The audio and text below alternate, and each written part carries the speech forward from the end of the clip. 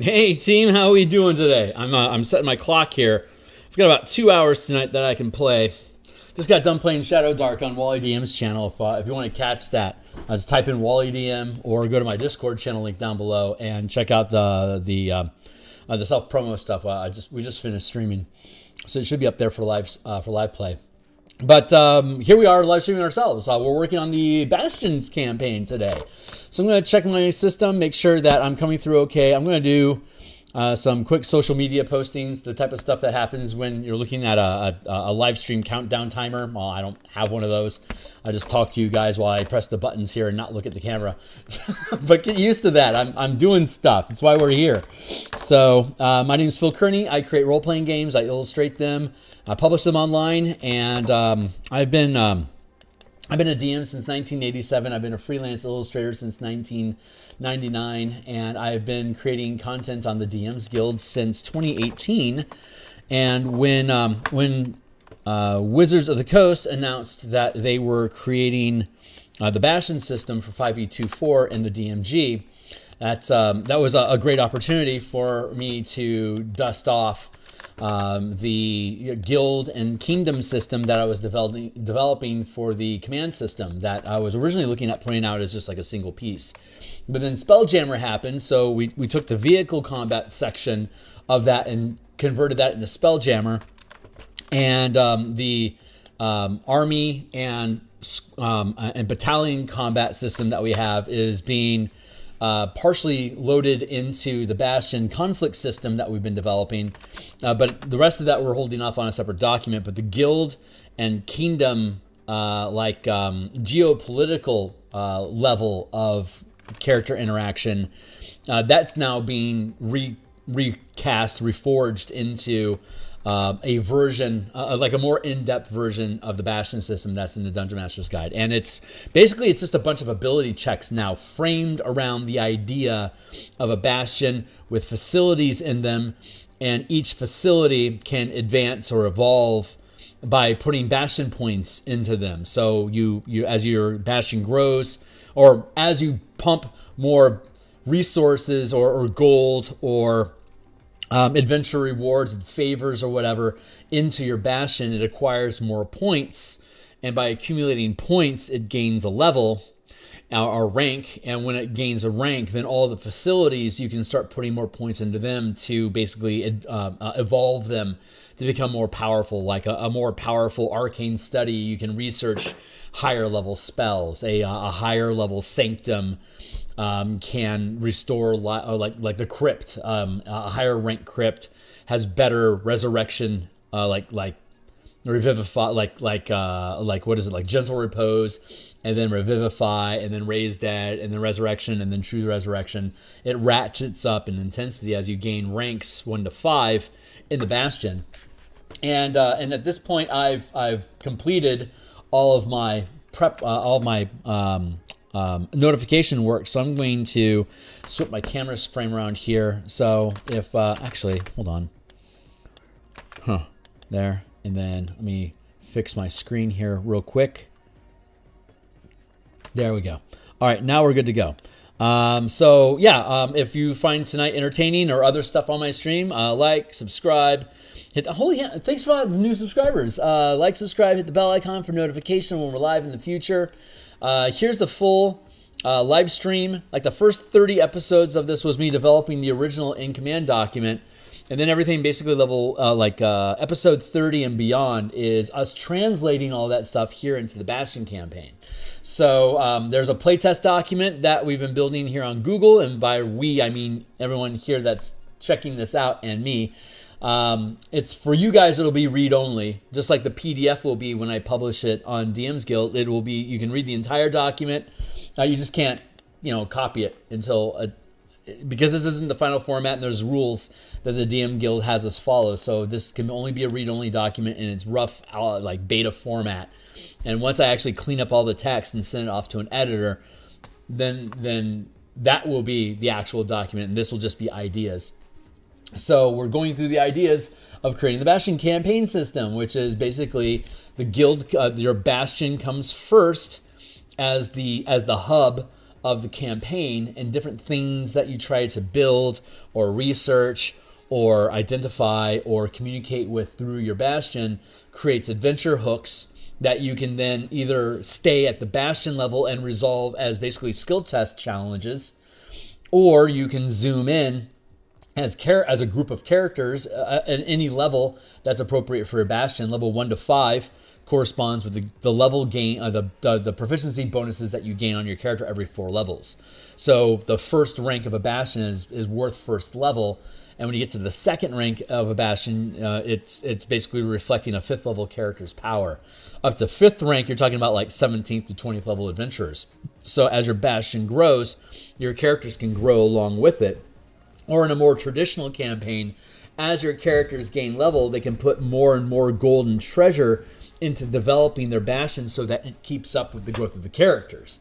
So there's those two different ways that you can approach the campaign. And from the Bastion first perspective, it's the hub, and you can have many adventuring groups like a West March campaign, or just single group of of players. But when a task arises for the Bastion to perform, you can decide what level of a task is this. The DM decides what level of a task is this, and which character group or what character levels are appropriate for your players to suit up with to run the adventure. And it's structured as a Bastion turn is a week.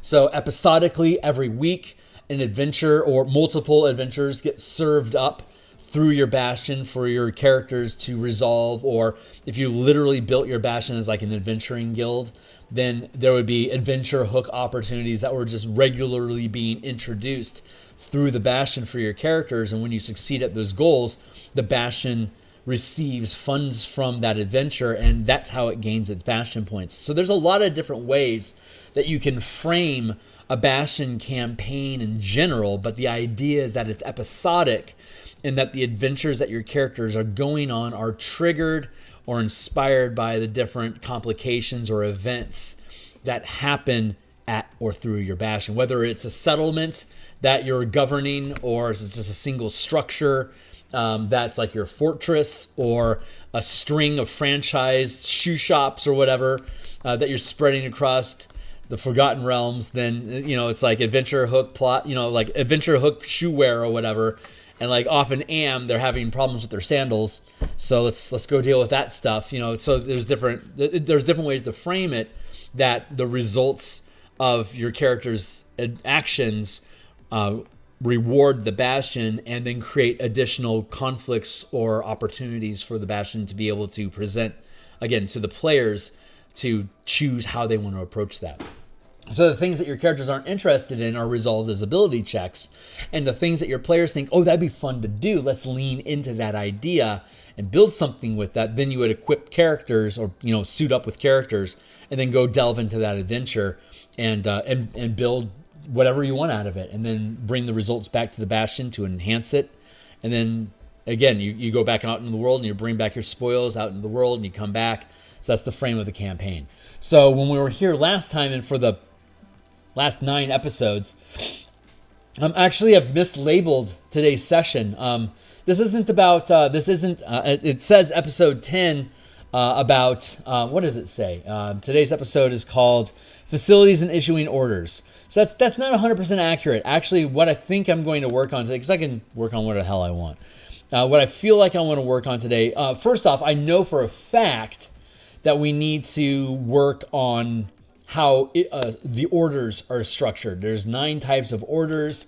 There's craft to make non-magical stuff, empower to make magical stuff, harvest to collect materials, whether the plant, animal, or minerals, like from exotic plants, or like herding sheep or ox or whatever, or like opening up a mine, or like having an oyster farm for like precious materials, or like iron ore or whatever. Maintaining is protecting your Bastion itself, as well as providing a lifestyle, like a degree of lifestyle that your characters and your hirelings can benefit or suffer from.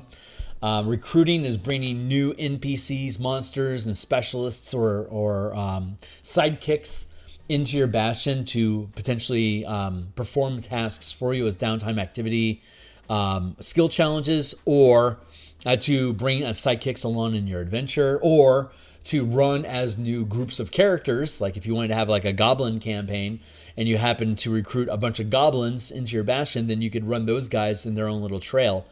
And then research is discovering information, whether ancient knowledge or just rumors around town. And then trade is swapping goods, receiving, like buying stuff, not selling things, because that's folded into the maintain task of determining your lifestyle. Your lifestyle determines how much profit your bastion is capable of turning with the type of trade or production or whatever it is that they're doing to fill their time every day. That has some sort of a monetary return, which is expressed as your lifestyle. So the higher you roll on your maintain check, the more profitable whatever it is that your team is doing is providing for everyone at the bastion at that time. And or it can be to like acquire materials that you can't harvest yourself, or it could be to like acquire non-magical, or in some instances even magical items that your characters can't create themselves in the bastion. And so there's basically the 7 actions or orders that can be issued. And over the course of the past 9 episodes, we've taken those orders and the facilities that are in the DMG 24 and structured the facilities that you occupy the different spaces inside of your bastion. Like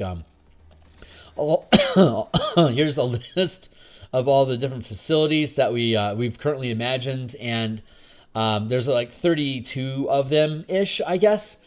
And here's the framework for each of them. What orders do they improve? What type of orders can be issued to them on top of improving the quality, like the bonuses that you get when you perform an order. What type of tasks can you actually carry out? As well as like what kind of like passive benefits does your facilities get, and if your characters spend time at the bastion instead of going out on adventures this week, what kind of downtime activities can they perform inside of that facility? So it's structured. It's structured the same way as the 5e24 book is, but it standardizes the mechanics of facilities and kind of rounds out like what exactly should you expect in order to be able to do. So like if the DM has an idea about like gathering materials, or like making web spells by raising a bunch of like a bunch of black widows or something, so you can use the silk from the webbing to be able to cast these different spells. Like that might be like something that your DM decides should be harvestable, so you can develop like basically a spider farm as one of your facilities to be able to harvest animal materials like that, to be able to craft web spell gear stuff. Maybe be able to make like nets as like a crafting option.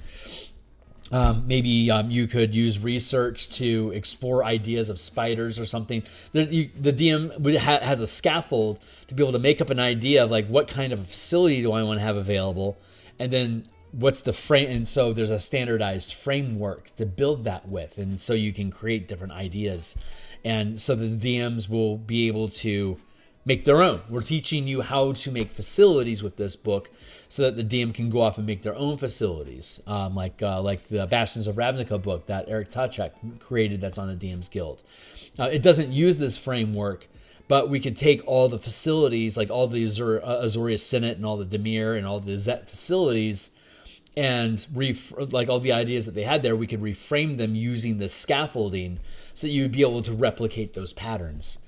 And so because there's only so many different things that these facilities can do with their orders, we can codify basically the expanse of what this system assumes an order can do, so the DM can look at what those options are and decide which of those type of things are appropriate for the facility that you're developing. So you can assign it like this feels like a harvest order, this feels like an empower order, this feels like a research and recruit order. So you have those different type of orders that you can issue to your facility to do these things, as well as be able to improve those type of orders. And then you could have like downtime activities, like if you spend your downtime there, like maybe you get bit by a spider, and so for the next week you have spider climb, and it'll last a week for the poison to get out of your system. But in the meantime, you now have spider climbing. Like that could be a downtime activity that your characters can acquire.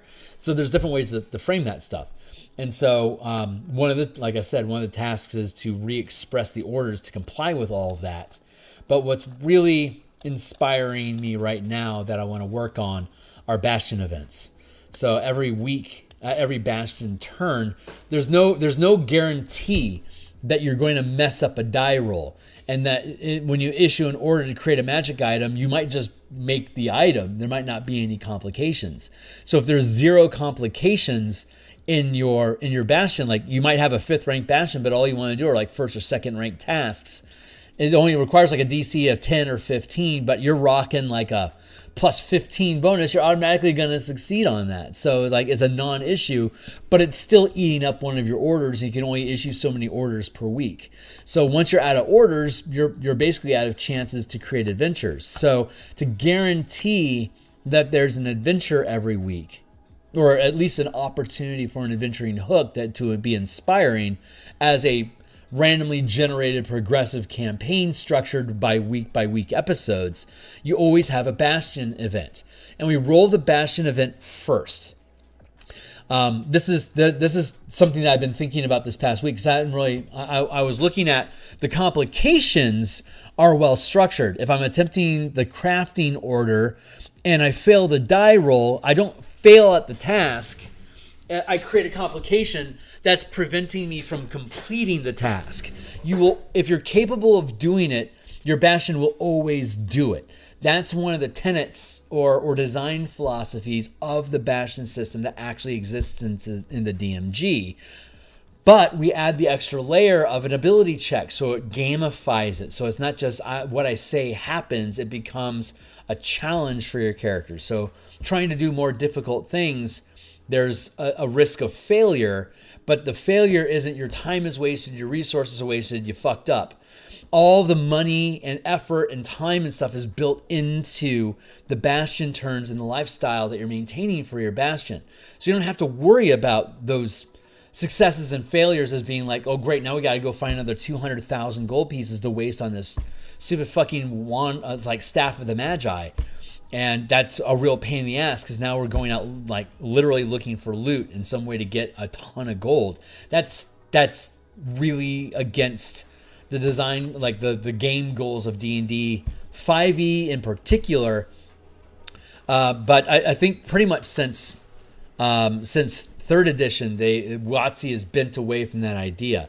So instead, it's an ability check to see, if you fail your ability check, it's not your time is wasted. It's a complication has come up that's preventing you from being able to complete the task. So once you clear the complication, the task is back on course and it can complete. And since we have 1 week episodes and running the system for the past year at my playtest table, or at least a version of it, the format, the specific rules, not so much. But I've been running more of a Shadow Dark, Numenera, Beckme sort of game that's more ability check focused. But the structure of it, where something happens with your guild, and in this campaign, they're running a mining guild. So if a complication arises with their mining guild, like there could be a worker strike, or Droiam could be taking over their territory, or the elves might send an envoy to try to negotiate with you. These different events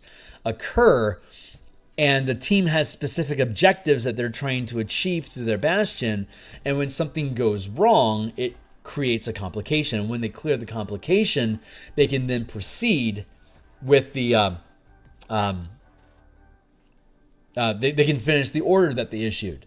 So anyway, so if it's the crafting order, for example, like to I don't know, make a siege weapon, right? I need ballistas for my fleet of hammerhead ships in Spelljammer. So I'm going to use the crafting order to have my workshop and engineers start building ballistas for me instead of going out and looking to purchase a bunch of ballistas, because that might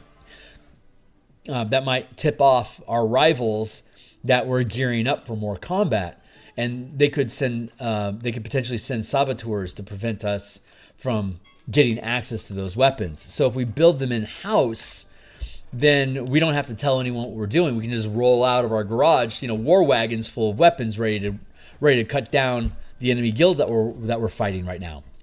So they use the crafting order, but if something goes awry, if they fail the die roll to create the weapons, then they're going to have to resolve a complication. And since crafting was the problem, it's so great that there's 7 orders, because if the order that you're attempting has a complication, then the complication is going to be derived from one of the other 6 orders. So if I roll a d6, I'll just roll a d6 since we're here anyway. Now I rolled a 4. So if I'm trying to make those siege weapons, like maybe I'm trying to make a bunch of ballistas, but I run into a complication, and the issue is a recruiting problem.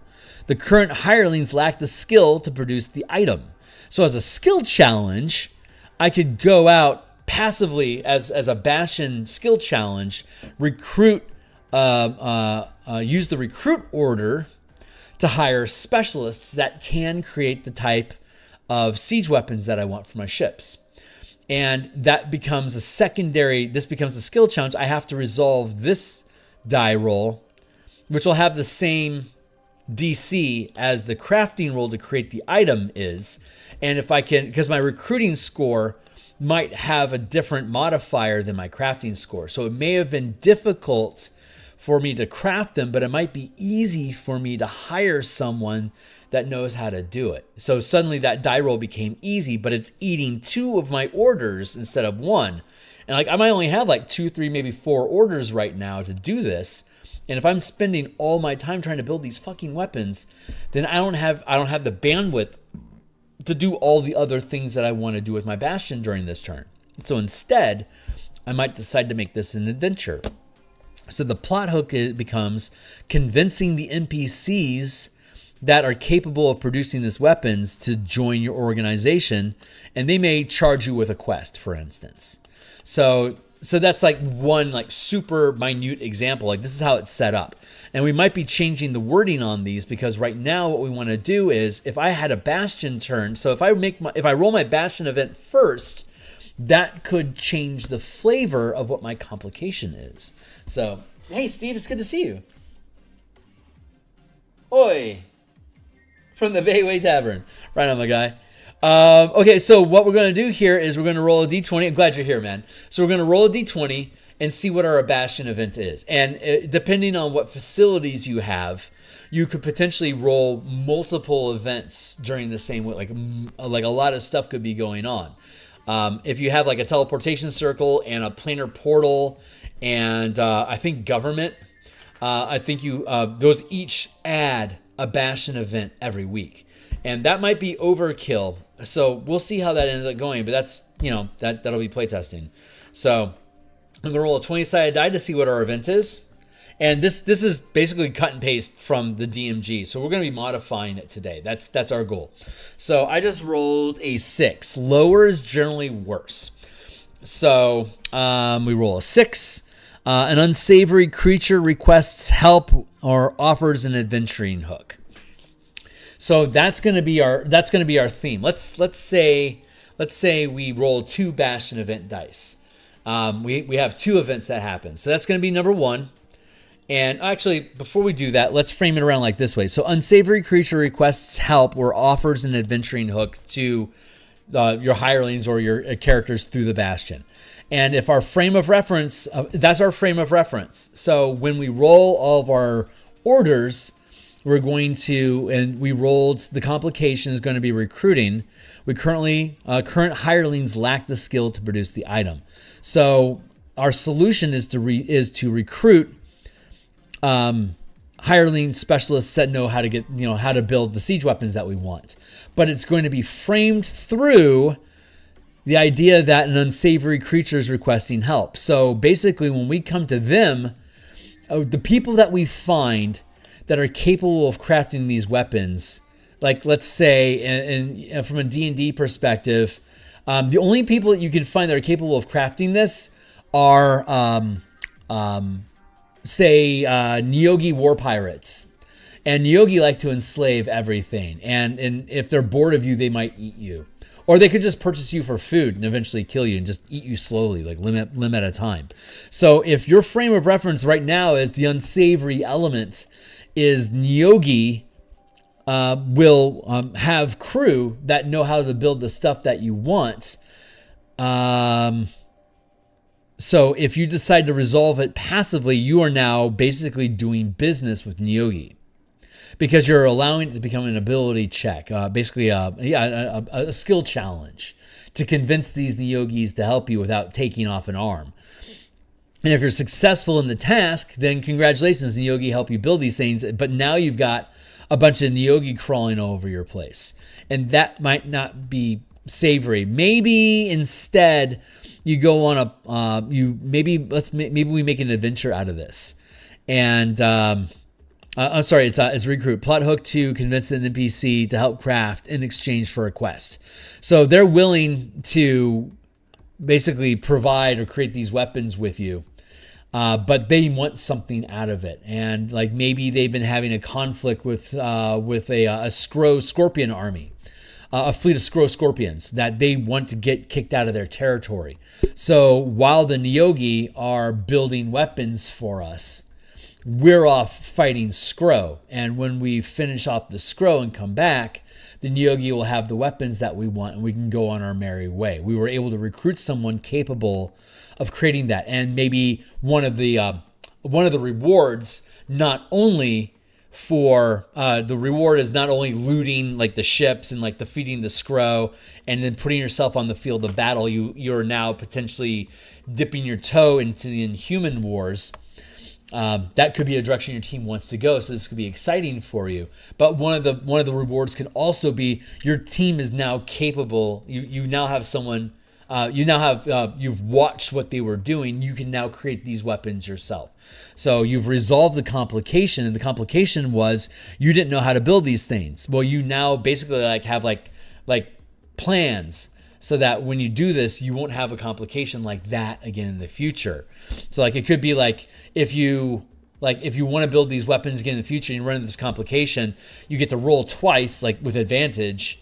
And then on top of that, if you still have a complication, it's not going to be recruiting. So if you roll recruiting, if that's the random event that causes you a problem, it's no longer a problem. So if you had instead rolled the maintain problem, then we'll have to figure out what the maintain solution is going to be, and then that becomes a new adventure hook. But if you had rolled recruit, since you had already resolved recruiting as a potential complication, it can no longer be that. So if you roll something you've already defeated, it's not actually a problem. It's like this would have been a problem, but we actually know how to do that now, so we succeed at the task. So you're rewarded for going through these complications and resolving them because they can't be complications in the future. So at some point, if you build ballistas long enough, if you fail at creating ballistas on 6 separate occasions, you will never fail at creating ballistas again. You just got to put in the time and it'll automatically happen now because there's every possible problem that could have come up to prevent you from completing those ballistas, you figure it out. But if I want to instead make trebuchets, there's no promises behind trebuchets. That's something different. So you're building these catalogs of how good am I building this equipment. You can keep track of like how good am I at making scrolls of invisibility? How good am I at researching a 3rd level spell? How good am I at blah, blah, blah, blah, blah. And it could be broken down to the level of each individual object, or it could be the scale of difficulty for that task. Like for example, creating a trebuchet, it's 250 gold a pop to make a ballista, And second rank things cost 400 gold or less. It's 100 gold, 400 gold, 4,000 gold, 40,000 gold, 200,000 or more gold are basically your break limits. Or basically more than 40,000 gold, essentially. Those are your breaking points and costs.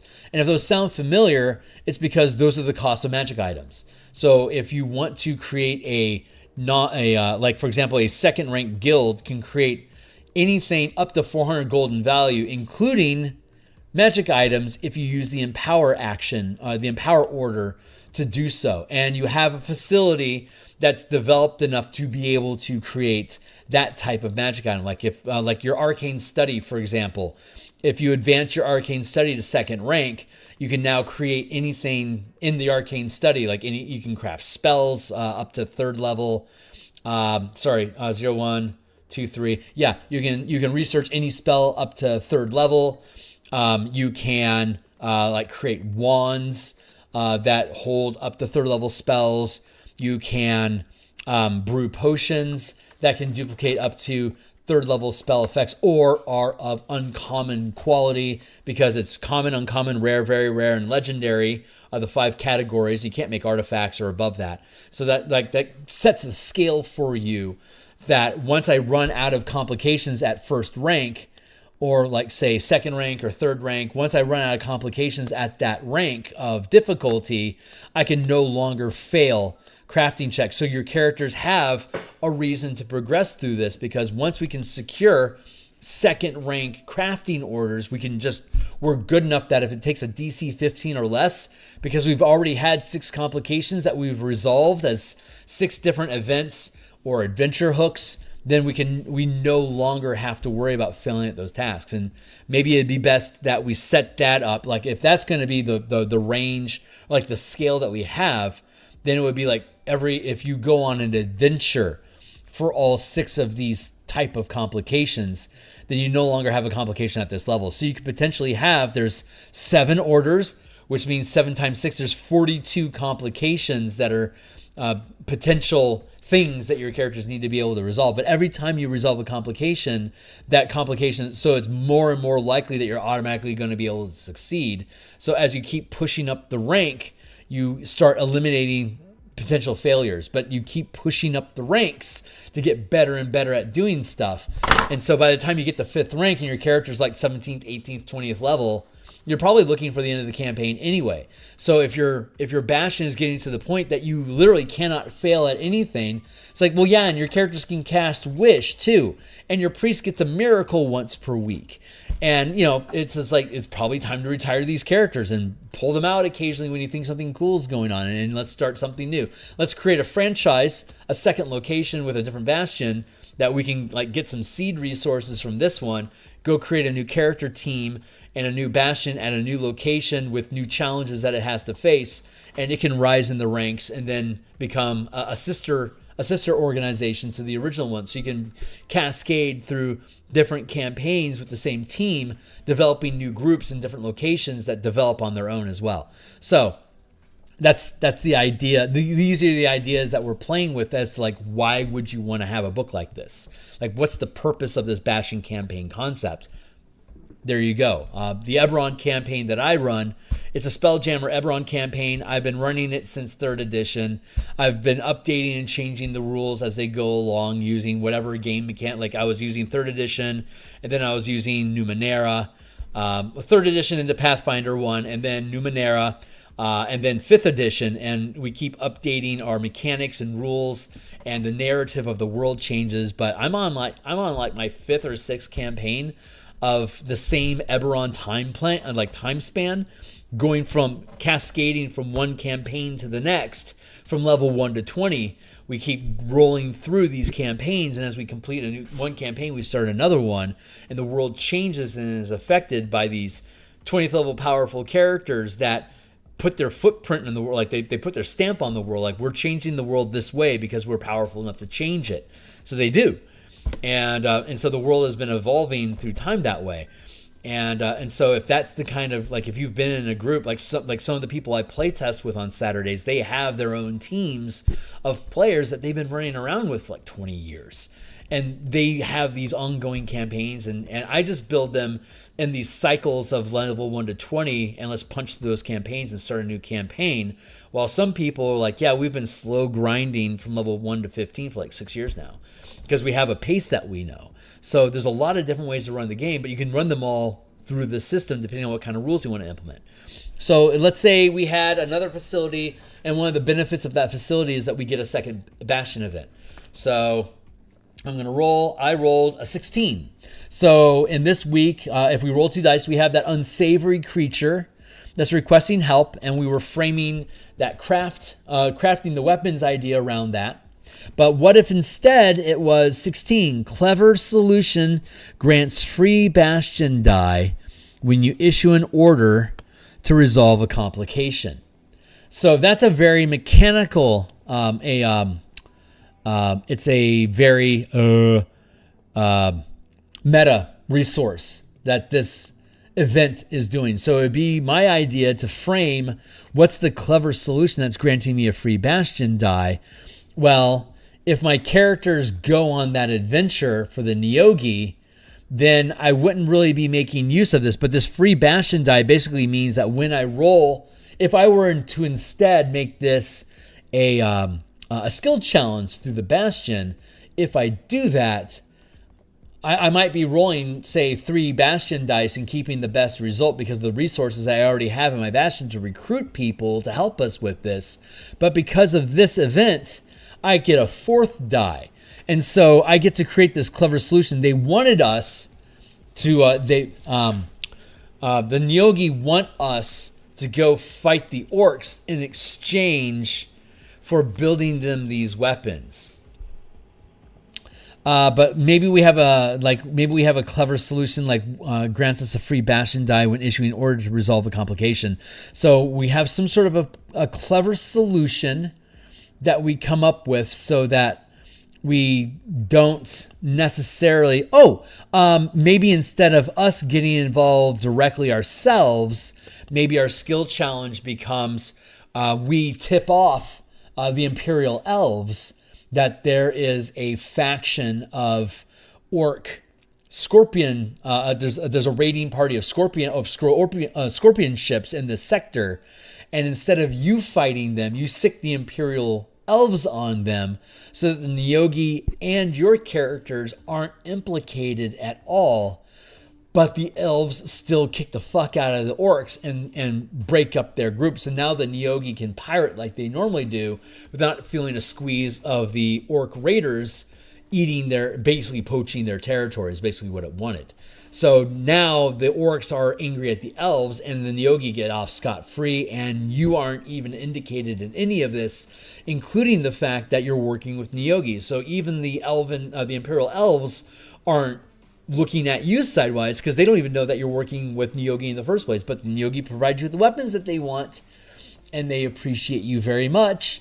And you might start creating an underhanded black market sort of situation where the Neogi are quiet allies of yours, and maybe like if you go fight Skro, you feed them Skro corpses occasionally as a tribute, showing that you're doing your part, or whatever. Who knows? But that's an interesting way that we just bent. But like the solution that we had originally, we've just changed it because we had these 2 different things that were working together. Let's do a different roll just to take a look at that one again. In this instance, I rolled a. I already rolled that. So what's 8? A former owner of looted magic item seeks their possessions. So this is the event that occurs. And what if former owner of looted magic items seeks their possessions? So what if this was to be framed around this way? And we're still looking at the recruit order is the way to resolve the complication that we have with it, but we've introduced this additional element. So now maybe your characters do want to go on that mission because the former owner of the looted magic item seeks their possession. Maybe they know. Maybe the reason the Neogi want you to go after this Skro Skro fleet is because they had pirated somebody that the Neogi wanted to pirate, because specifically there was a magic item that they knew was being transported that they wanted to steal. And now that the Scrow took it, they don't have access to it. And if we call on the Elven Guard to take care of them, they're going to get possession of the item, and the Neogi are going to have to figure out some other way to steal it. So they don't want you specifically contacting the elves. Is a clever idea, but they don't want you to do it. So maybe that shifts something. So you've got this die to resolve a complication, but now the Neogi don't want you to do that. So now you have a choice. Are we going to use the Bastion die and stick the elves on them anyway, and just not tell the and promise the Neogi that you'll get the magic item back, but in reality you don't give a shit, and you're just going to let the items get created, and then you're going to figure out a way to get them from the Neogi because you're betraying them? Or are you going to go along with the Neogi and let this free Bastion die go? You might have to decide between the two of them. Or you could be performing multiple orders right now, and maybe some other order goes awry. Maybe you are trying to work out some sort of, like, maybe you have an issue with maintaining your lifestyle. You don't actually roll that for lifestyle. Like maybe you were attempting to patrol your the region around your bastion to see if there was any threats that were coming, and you botched the roll, and you end up falling prey to an ambush. Now, for you to be able to get your scouts back from being ambushed, you now have a maintain complication. And this, I just rolled a 4, so again, it's a recruiting issue again. Hirelings of your bastion are being kidnapped. Holy shit. Yeah, they're being ransomed back to us. So that's the complication that happened to roll up. That's so funny.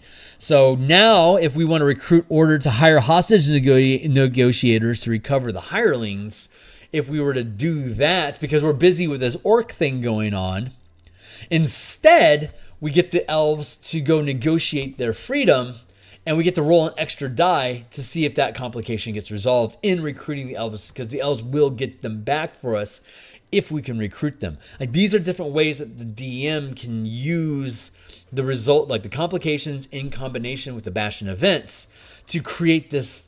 It's kind of like hex crawls, right? You roll the location, you roll the type of monster that's there, you roll the motive of the monster, and you roll what organization are they clashing with in that area, and that creates an adventure scenario inside this hex that your characters might stumble into when they go visit this delta. Like, we should check out that, oh shit, there's lizardmen in this delta, and they're in conflict with, rice farmers in this nearby town. There's a conflict over the territory for some reason, and now you need to get involved with it. Like, that's kind of how hex crawls work.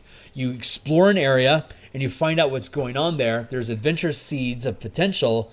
If you're like, yeah, we want to stay here for a while and get involved in the local politics, as it were, and start creating a base of power of ourselves, you side with maybe you side with the lizardmen. Maybe the rice farmers are killing the lizardmen eggs when they find them hidden among the reeds of the rice, because it's really warm water. And the lizardmen are pissed that you're killing their kids.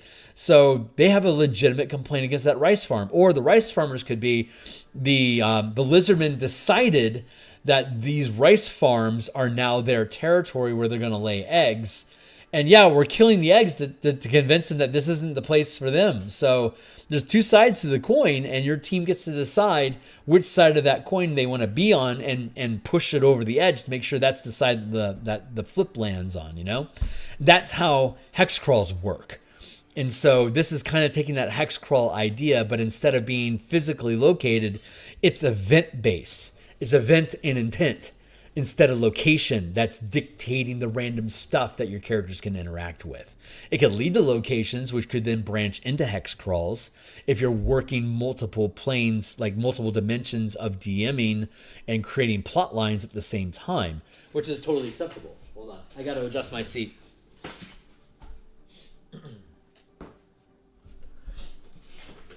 So we're going to, having said all that, I've certainly spent enough time pontificating. Yeah. So let's go. Let's see. Here's our library. So let's go find. There are Bastion events. Let's go check those out. So here's the 20. Here's the different. Oh, that's right. They only had like what? 1, 2, 3, 4, 5, 6, 7, 8, 9, 10, 11. 1, 2, 3, 4, 5, 6, 7, 8, 9. Yeah, there's 11 events. That's weird. Okay. So they had 11 events. We expanded it to 20. I'm going to grab this document and pull it out here. I go. If you've been to these streams before, I talk about things, and I spend a good portion of time at the front end talking through. Like we've been at this for 45 minutes. I've been basically talking about these ideas for basically 40 some odd minutes at this point. But every time we have this conversation, we're finding a new angle of a new perspective about like, why is this relevant? How is this impacting your campaign world? What's the kind of dice mechanics we're thinking about? Or like progressively generative system. Right now we're really diving into the weeds of how these complications are framed as a narrative, and what tools are we building here to create that framework. In the last 9 episodes, it was really about these are what facilities can do. How should we structure them so that they're consistent and duplicatable as homebrew content for somebody that picks up the book and feels inspired? We can provide a section about here's the rules for balancing facilities with each other, and here's the tenets that we follow to make them happen. If you follow those same rules, your bastions, your facilities are going to probably feel or fit right in with the list that we've already created for you. And there's plenty of room for expansion. We've hardly exhausted the mechanical breadth of what these things can do, but there's a lot of meat on this bone that you can frame and duplicate for yourself. So looking at the events of the Bastion system, let's go in and see, is there that's just for all as well. No, all as well is its own event, which is its own D8 thing. And then each one has its own description. So let's see if there's stuff inside the event here that we can expand on our list, because we have a list of 20 events and they have a list of 11. So we've got more going on than they've listed. So we're going to use this as a framework to see if there's some sort of a standard, like if there's some sort of recurring or duplicatable system inside of the events that we can then expand on for our own 20 list. And then I'm thinking potentially what we might be able to do is scale these things by rank. Thinking about maybe like the kind of like orders issued are delayed by weather. Like that's a complication, but that complication might feel different at first rank than it would at 3rd or 5th rank. So we want to go through this process. And so when we get the events resolved, that'll help refocus the shape of the complications. And then we'll have our complications and our events and our facilities resolved. We can then go through and change how we can then go through and make sure the orders that you can issue, like the framework for the orders themselves, are synchronizing with and reinforcing all of these other mechanics. So that's the idea. So and then once we get the orders resolved, we'll come back through and we'll resolve settlements. And then after settlements, after the complications, there's conflicts. Oh no, we have our gear. There should be Bastion conflicts. Here they are. Bastion conflicts. So conflicts should come after complications.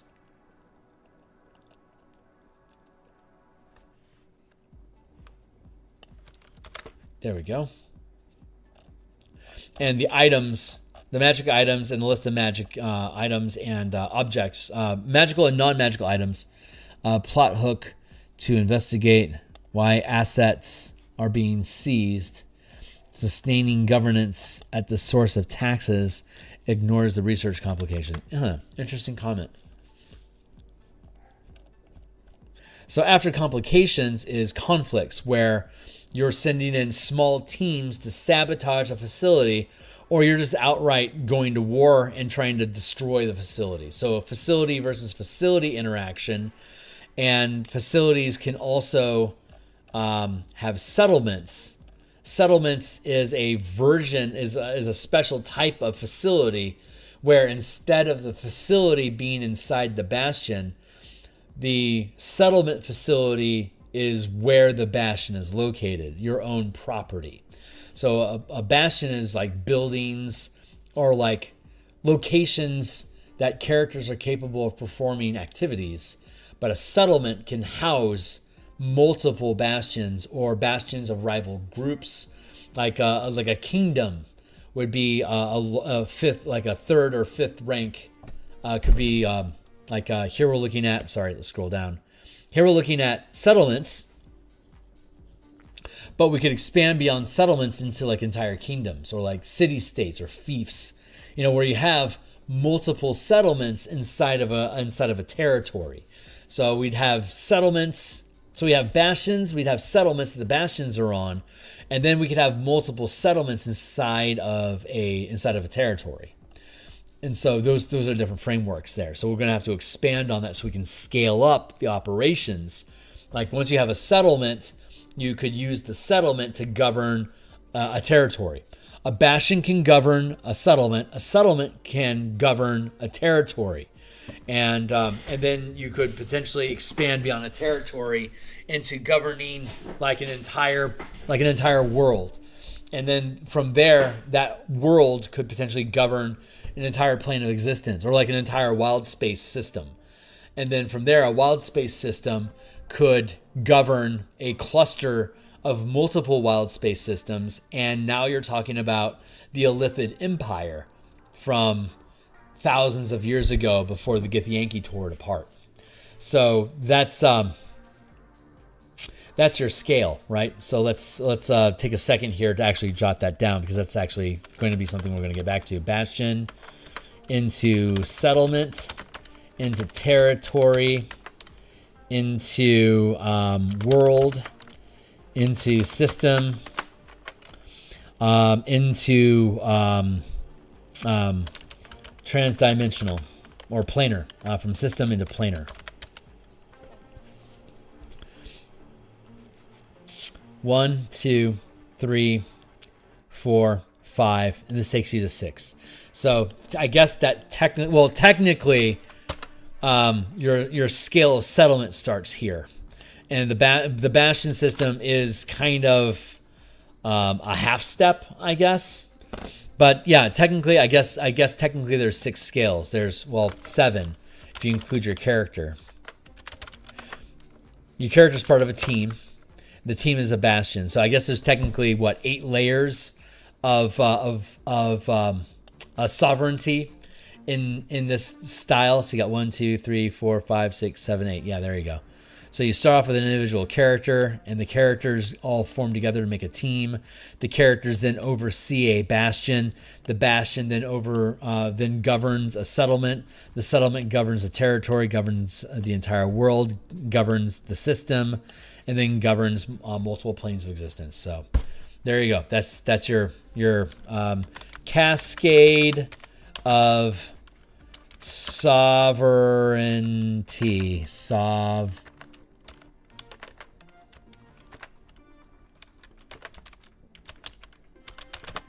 Yeah, I got it right. Sovereignty. And we start with the bastion, we go into the settlements, and then we can continue to scale out from there. It's just things get bigger. And you still use the same points. The idea of a bastion point doesn't change. It's just the scale of influence that bastion point has increases with as the settlement grows. So we might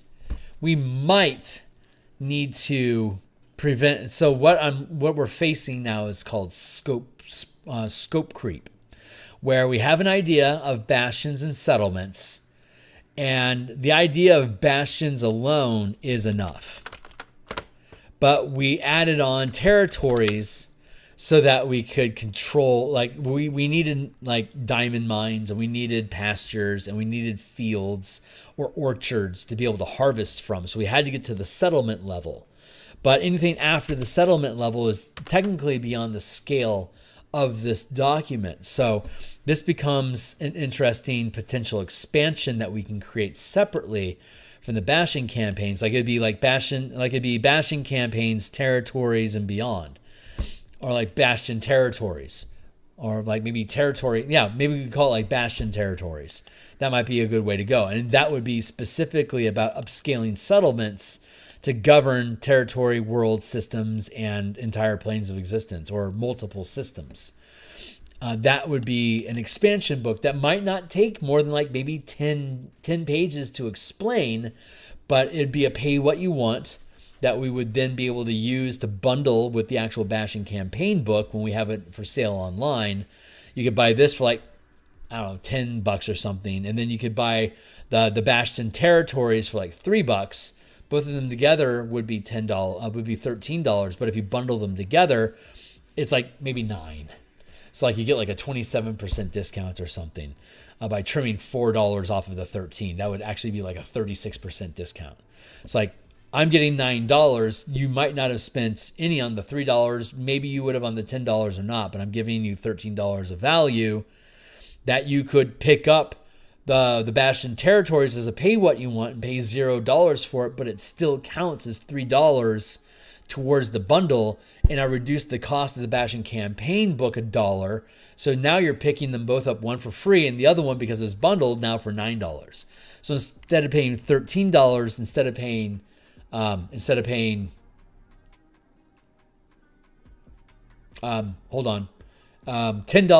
and $13, you're now paying it was $9 right, instead of paying $10, it's now $9. So there you go. Anyway, $3 and $10 for the books. That's $13 separately. Bundle them together, it'd be $9 for the Bastion campaign, and like say $1 for the pay what you want. So now it's $10. But if you get the pay what you want for free, now all you have to do is pay the reduced cost for the Bastion book. So instead of $13, you could pay $10, but instead of $10, you could pay $9. So I'm giving you price brackets that you can drop the cost to get to a place that's more reasonable for what your budget is, while I'm still being rewarded and receiving compensation I deserve for creating the ideas, testing them, locking down the language, hiring an editor to make sure it words good, and then spending all the time here on stream with you in the mornings to create the artwork for these things before I finally publish it. So that's what we do on these streams. That's the purpose of these streams. So, and it's 8:20 now. I've still got about an hour to go tonight. I do streams like this on Mondays and Thursday nights for a few hours. And then Monday through Friday in the morning, I stream artwork for whatever book is next. The Eberron Adventure, Crystals of Mabar, that will be published on the DMsGuild. That's the next book that we're creating, that we're doing the artwork for now, because it's already gone through all the testing, ideation. I'm actually almost done with the page layouts. So the pages that are done, we're doing artwork on, to be followed up with the rest of the pages I haven't finished. Just like maybe like 4 pages at this point in the adventure, and then I have 9 pages of monster stat blocks to convert into 5e24. So that shouldn't take much time. So by the time I finish the current page of illustrations that we're working on in the morning, the rest of the page layouts should be done. And then the entire book, all I do, instead of doing page layouts in the evening, I can now do artwork in the evening as well. So we'll be able to start moving faster in the book. And then on Tuesdays and Fridays, including tomorrow, we work on the Martial Powers system, which is the other book that I'm working on. The Eberron book is my primary project. This book, Bastion Campaigns, and the Martial Powers books, they're currently basically secondary books that I use as a stress relief, so that I have something else to retreat to from the Eberron adventure. Because if all I worked on was the Eberron adventure mornings and nights every day for potentially months until it's done, I will burn out. So my Tuesday, Friday lunch and my Monday, Thursday nights are opportunities for me to not think about the Eberron adventure while still moving forward in my pipeline of production. Because when the Eberron book is done, the Martial Powers book is probably going to be the next one that we're going to put in the rack. So we'll be doing our artwork for that in the mornings, like book cover and like tokens and maps like that and stuff. For the Bastion system, for the Martial Powers book. And once the Martial Powers book gets done, we should have had plenty of time to resolve everything that we need for the Bastion campaign. So as the Martial Powers book drops off the rack, this one then becomes our primary project. And then I got like a bunch of Spelljammer stuff, like the Mecha Kaiju Spelljammer book, where you're running around in mecha suits and fighting like 700-foot monsters or whatever, like Kaiju style, like Pacific Rim, as D&D characters. Kind of like the new Doom, Doom, Medieval Doom, whatever it's called, where your character is running around as the Doom guy, but then you have a 30 story mecha knight that you run around, and there's also a dragon that you can fly on. So it expands the idea of what Doom can be with these different modes of play that basically expand the size of your character, which leans into the Spelljammer book that we already published, which is linked down below. Keep an eye out in I want to say April. Is it April? Yeah, I think in April I'll be publishing a Dragonflight video, basically taking the Spelljammer scaling movement mechanics and applying it to something that's not Spelljammer, but more like airships, like dragons versus airships at like the 50 mile per hour scale, which is reasonable for like a bird to fly 50 miles per hour, for a dragon to fly at 50 miles per hour, even though the D&D 5e game system isn't really equipped to deal with creatures moving 50 miles per hour. Their chase and pursuit mechanics are really elemental, like very elementary, and is difficult to frame chases like that inside of a combat round because of the way that combat scale works in 5e with the 5-foot scale. We have solutions in the Spelljammer book on how to get around that, and we'll be playing with those ideas in the video that's coming up next month, basically as a Dragonflight pursuit. And it's those same ideas that then lean into mecha, like your characters being like in an Evangelion, like a 200-foot Evangelion, or like a 30-foot Evangelion Escaflowne armor, or like a 50-foot Veritech. These are all giant mecha that your character pilots. And with the Spelljammer system, it's your character that's performing all these actions. Like a barbarian in a mecha feels completely different from a cleric or a rogue or a paladin in a mecha, because all of your class features still apply, because you're basically animating the suit, like you're wild shaping into it.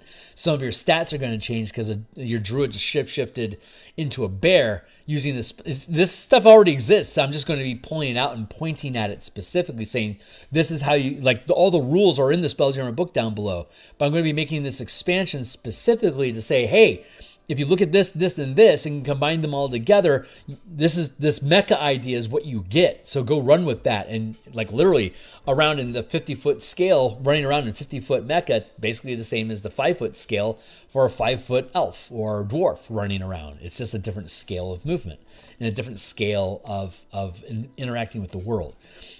In the same way, this bastion, the settlement, the territory, world system, and planes, that's also that same idea of expanding your influence, but still using the same bastion system with the settlements to be able to, like, if I'm using the harvest action in my settlement, I might have like a herd of ox that I'm getting leather and rations and bone material for me to be able to create things with. But like at the system level, your illithid overlords are harvesting millions of minds to create this, like, this psychic structure, whatever that is. Like, that's at a much larger scale than, this pasture that I've got off of my barn. Like, this is like millions of miles and potentially billions of souls that are suffering to create this mind thing, this mind space that the illithid are obsessed with, for example. And so the Gith revolt, right? And so now that creates the Gith war with the illithid, and then we wind forward 10,000 years and here we are, right? That's how those things, like, this provides a mechanical structure around how that narrative actually played out on the game board using our events and using our Bastion conflict system. So like it scales up. So this all works together. So anyway, there you go. I think I've probably rambled about my shit enough. So getting back into the Bastion events and conflict, Bastion events specifically is what we want to look at. So let's look at them. All is well. Nothing specific happens. Roll on the following table, fleshing out the details as you see fit. So, like, here's some adventure nugget ideas. Make something out of it if you want. Like, the idea's there, but they're not specifically spelling it out for you. I see this and I immediately say, oh yeah, I can create adventure. I can create adventure seeds off of this.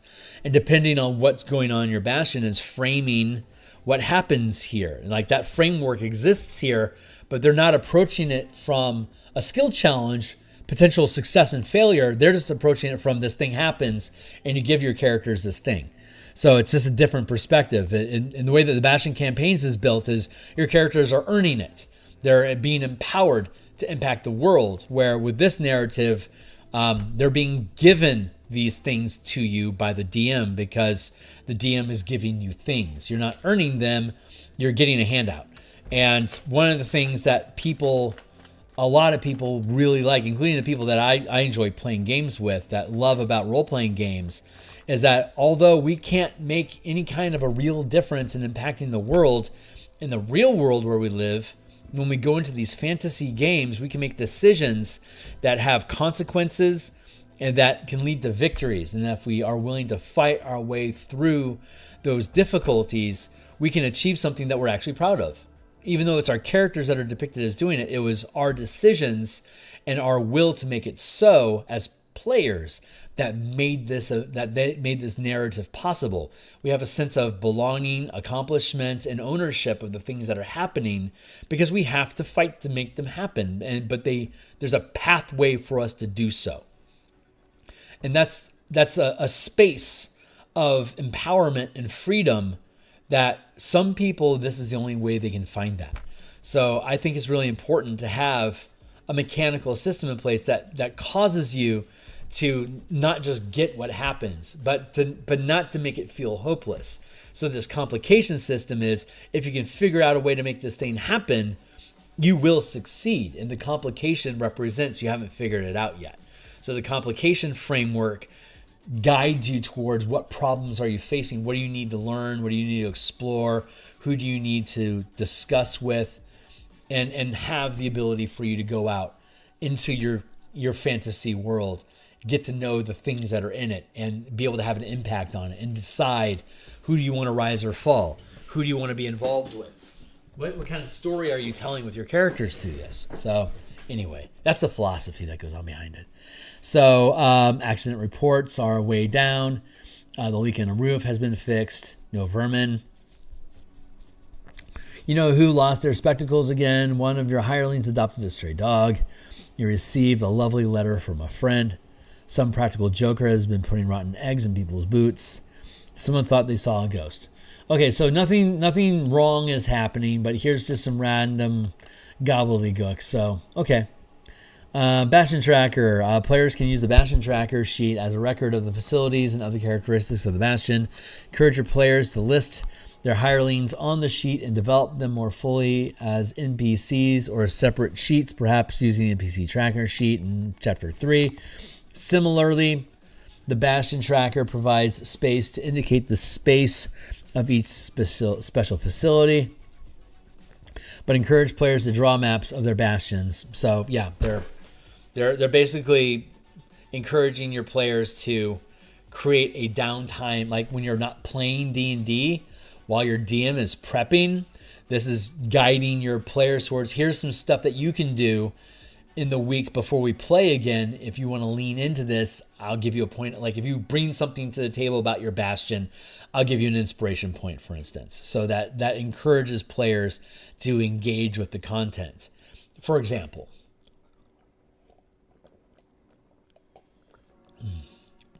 which we kept, but it's far from the emphasis. So one of the things that can occur is we can be attacked. A hostile force attacks your bastion, but is defeated. Roll 66 for each die that rolls a 1. One bastion defender dies. Remove these bastion defenders from your bastion roster. If the bastion has 0 bastion defenders, one of the bastion's special facilities is damaged and forced to shut down. A special facility that shuts down can't be used on your next bastion turn, after which it is repaired and made operational again at no cost to you. So basically for 1 week, a bastion turn is a week. So if you have defenders, then you could lose them, and then you'll have to replace them by recruiting more as an order. If you don't have defenders, then you lose a random facility, and you lose it for that turn, and then it comes back, and everything's okay again.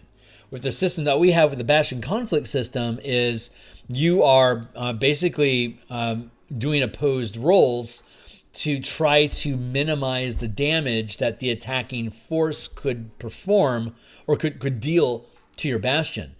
So from our perspective, it's a die roll, and if you fail, you're taking hits and you're having multiple bastion points, like hit points. You're losing bastion points, and if you run out of bastion points, your entire bastion is destroyed.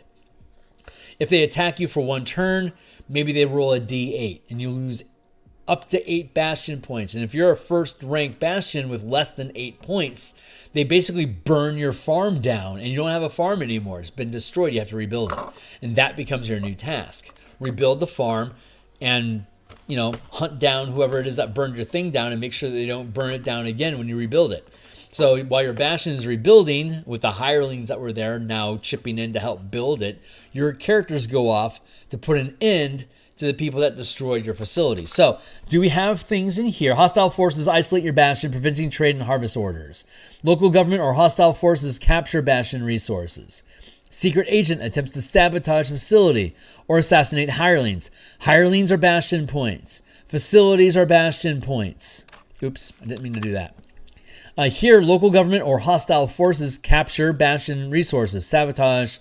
Local government or hostile forces sabotage or loot bastion points. Bastion points from your or loot bastion points from your facilities. So again, if you're basically being attacked, you could issue the maintain order to defend, and instead of like roll 66 and on a 1 you lose a guardian, and when we run out of guardians, you now get looted. This is your guardians are explaining what die roll you have, and if you have guardians, you get to roll extra dice to have a better result, to make it more difficult for them to hurt you. Excuse me. So that's the role that your soldiers play in your bastion, but you don't have to specifically track were those soldiers killed. However, if you fail to defend yourself and you're losing bastion points, the first thing that would logically be that you lose are the hirelings defending your bastion. So this helps reinforce that idea here. So that tracks. Assassinating hirelings and sabotaging facilities is kind of the same way, except they're doing it hidden from the inside. Hostile forces isolate your bastion, preventing trade and harvest orders. So if you're attempting to issue any trade or harvest orders, you immediately can't. Yeah, that's where your complication is being framed around. Whatever complications come up in any trade or harvest orders that you have, the complications are automatically involved. Wait a second. This says preventing trade and harvest orders. If you want to issue a harvest order, you can't, because the hostile force is preventing you from harvesting material outside your bastion. Like in the settlement, it's being occupied by gnolls. You can't go and farm because gnolls will kill you. That's something you have to resolve. Bastion hirelings become compromised. Let's see. I'm going to actually structure it this way. Like that's the attack action. This is also technically an attack action. Unsavory creature asks for help. This doesn't necessarily feel like an attack action. Does it feel like something else?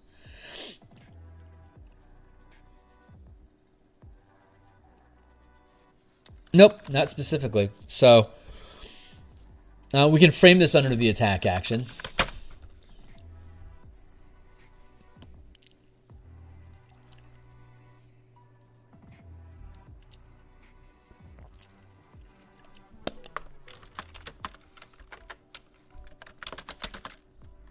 SAB or warfare.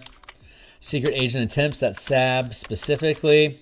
Hostile forces, this is more of a war effort. Bastion hirelings become compromised. That feels like an attack through sabotage. Hey, what's up? Agile Monk, what is up, my guy? How goes it? Hey, I really appreciate you, man. Thanks a lot. Yeah, I noticed that you were watching the Shadow Dark game earlier today. Thank you very kindly. Going well. We're building the Bastion campaign system. If you wanna check out the playtest document and read along, here it is. It's a Google Doc. It'll be a read-only document for you right now, and it's still under construction. So right now we're working all the way down on page 35 in the Bastion events. So we're taking Bastion events from the DMG, and we're looking at how we can expand on what they are and gamify what these events are. So the attack action is potentially losing access to a facility. We create facilities by investing Bastion points into the facilities. So when we're attacked using the conflict system, you lose Bastion points, like hit points. You lose Bastion points, and you have to rebuild or reconstitute your facilities so you can use them again. Just like you would have to heal hit points to be able to get your character, for your character to be healthy. Same idea. So we're going through and we're looking at each of these specifically to see of the 20 ideas that we have, how are these ideas lining up, like mechanically, how are these ideas lining up with the different events that can occur. So that's the framework. So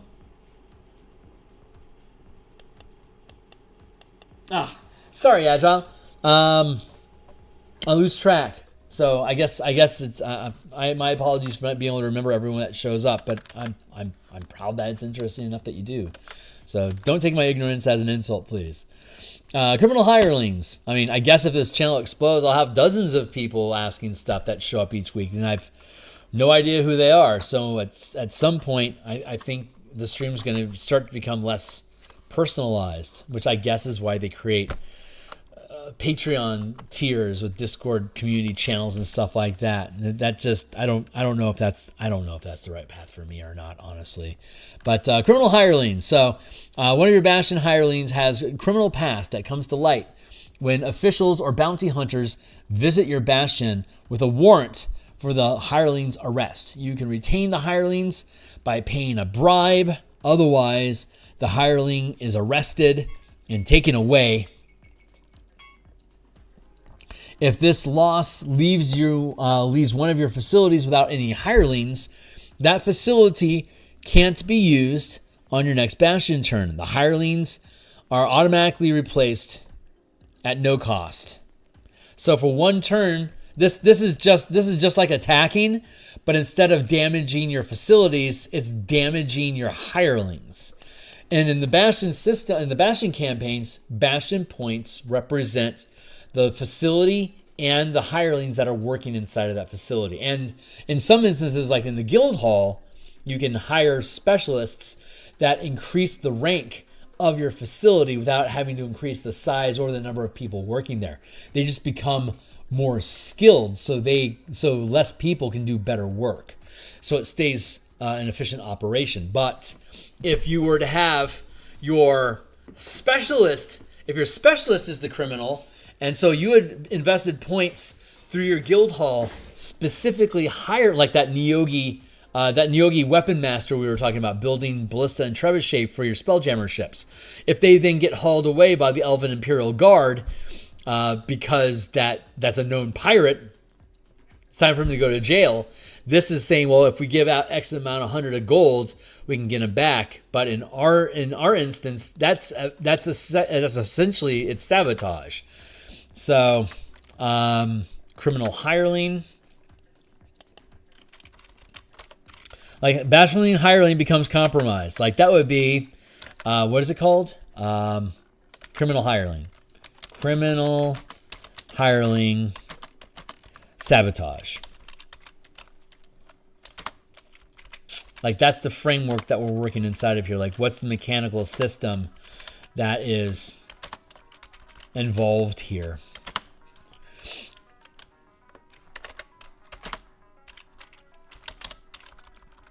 So criminal hireling. What else could it be listed as criminal hireling stuff? Unsavory creature requests help, offers adventure plot hook. Criminal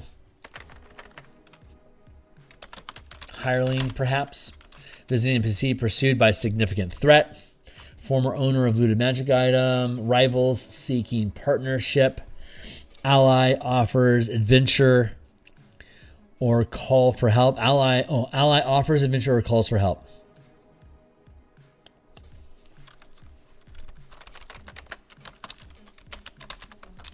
Requests help. High renowned noble. Let's switch that to prestigious. Oh no, high renowned, highly skilled. Oh no, I see what that is. High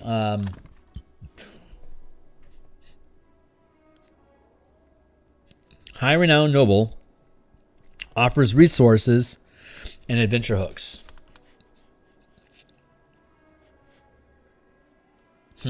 That would not be a criminal background. Reputable mercenaries offer services as a standing army, providing 1 bastion point to improve barracks. See, that's what we want to do. We do want to gamify these. And adventure hooks. Gain a number. Roll. There we go. Roll a bastion die.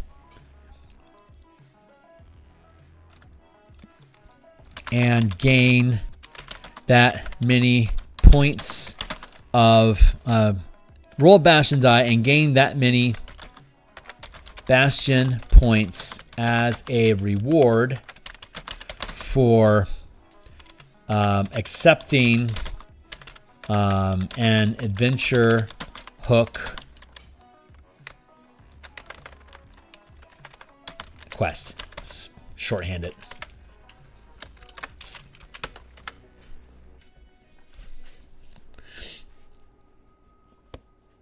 That's probably a thing, but we're gamifying it, right? Hireling becomes so like Bastion hirelings become compromised.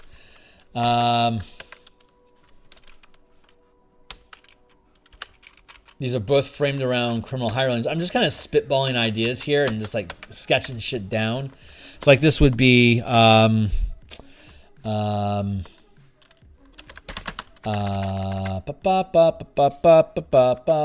Bastion hireling becomes compromised. Let's see. Maintain.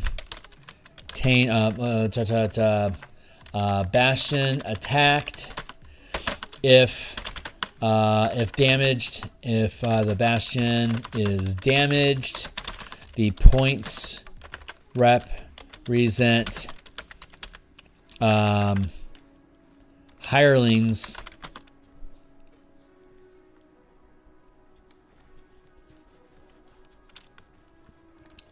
kidnapped,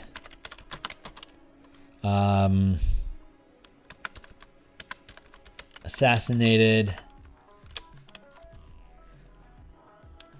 hirelings kidnapped or bribed to conspire against its facilities.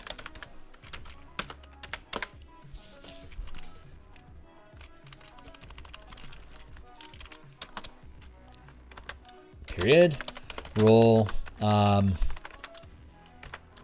as a sabotage attack. If damage is taken, we're making up different wording, right? If damage is taken, hirelings are lost. So if you're losing hirelings, you'd have to replace. You have to either rescue them or use the recruit order to replace them.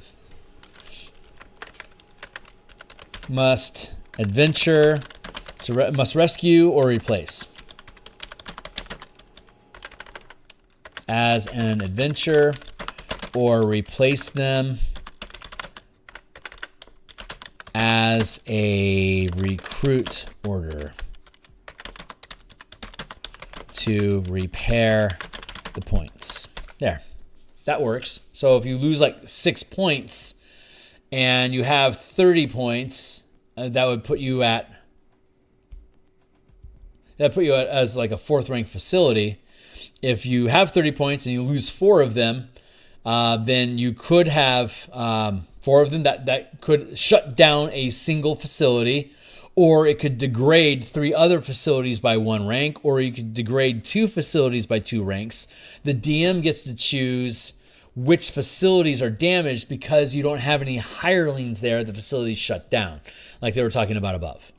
So, and it's not that you can just bribe them gold and you resolve the problem. It's like, no, you need to resolve this problem. Bribery might be a solution you come up with, but violence could also be the solution.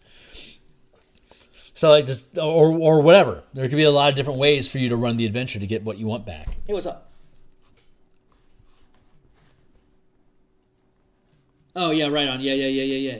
Yeah, Hintsman betrayals. Yeah, absolutely. Yeah, this would be like if you discover that the hireling is working against you, you fire them, right? They are no longer your hireling. If they were being bribed to do these things and they're sincerely sorry and you're willing to believe them, if your adventure hook then becomes to clear them of whatever compromise was happening to them, they could then become loyal to you again. That would be repairing your bastion points. It's like it's really a lot of different ways you can shake these things out. So let's move on to the next thing and see what else is there. Extraordinary opportunity.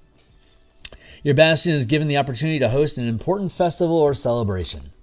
Fund the research of a powerful spellcaster or appease a domineering noble. Work with the DM to determine the details. If you seize the opportunity, you have to pay gold to cover the costs. In return, your bastion gains a sudden influx of recognition and attention, prompting the DM to roll again on the bastion events table. If you decline the opportunity, you don't pay the money and nothing else happens. So this basically causes another event to happen, which we've already covered because we have facilities that if you invest in those facilities, it creates additional bastion events. So we've already folded this idea into it, but just the idea of an extraordinary opportunity occurring, let's see how that manifests through here. Hero, hostile forces, bastion hirelings, extraordinary opportunity. Visiting NPC pursued by a significant threat.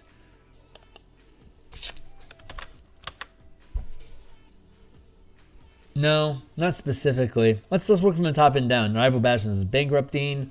Brilliant insights. Unknown sentient power bless your location. Secret treasure trove discovered.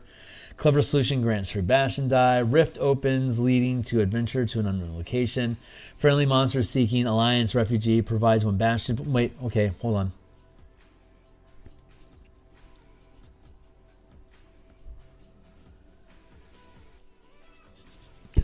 This could be potentially listed as, hold on, yeah. This could potentially be extraordinary opportunity.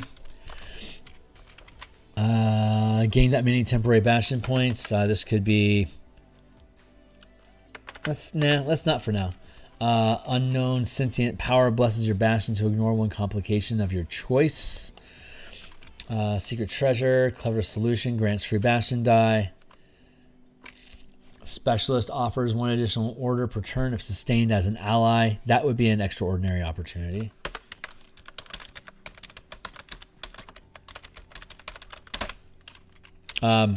Friendly monster, also extraordinary opportunity.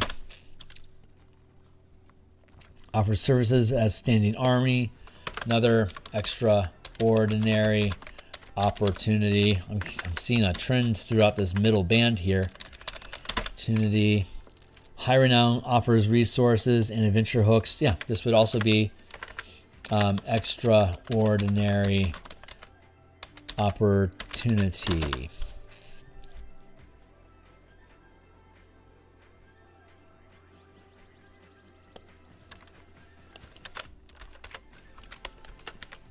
There, like that.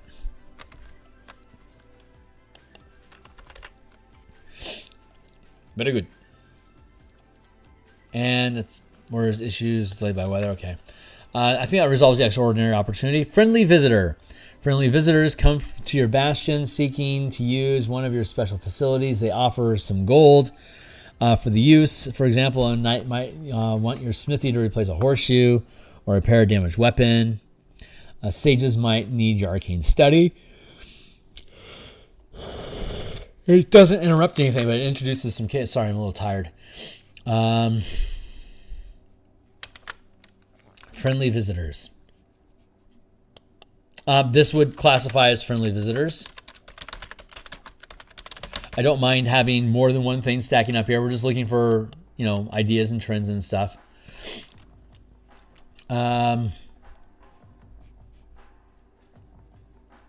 Specialist order return is sustained as ally. Friendly visitor, like very literally. You know what? This is far more a friendly visitor than it is an extraordinary event.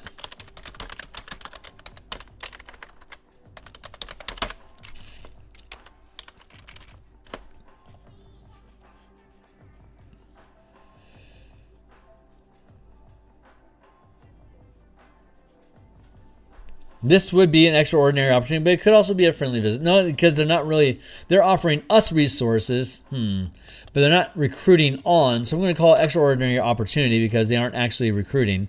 Reputable mercenaries offer services. That actually would be friendly visitor.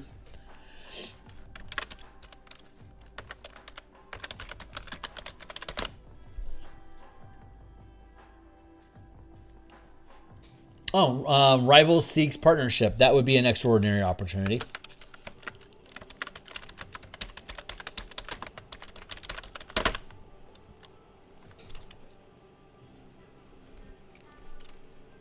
And this would also be an extraordinary opportunity. Is there anything else that's requesting your help in some way?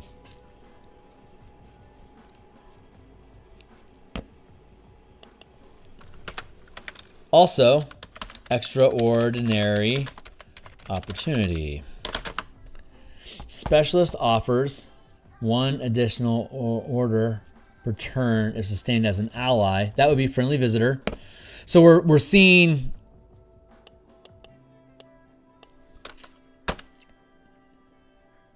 like what's higher value, friendly visitor or extraordinary opportunity? The extraordinary opportunity opens for one bastion turn. The extraordinary opportunity is an adventure hook, but doesn't provide any tangible, obvious benefits. So that makes me think that this is like, because on a scale of 1 to 20, 1 is horrible and 20 is awesome. So, but yeah, this is an extraordinary opportunity. Getting points for free. Nope, that's like beyond friendly visit. But I mean, it's an extraordinary opportunity. But it's like a guaranteed thing that you're getting. Huh, interesting. What's up?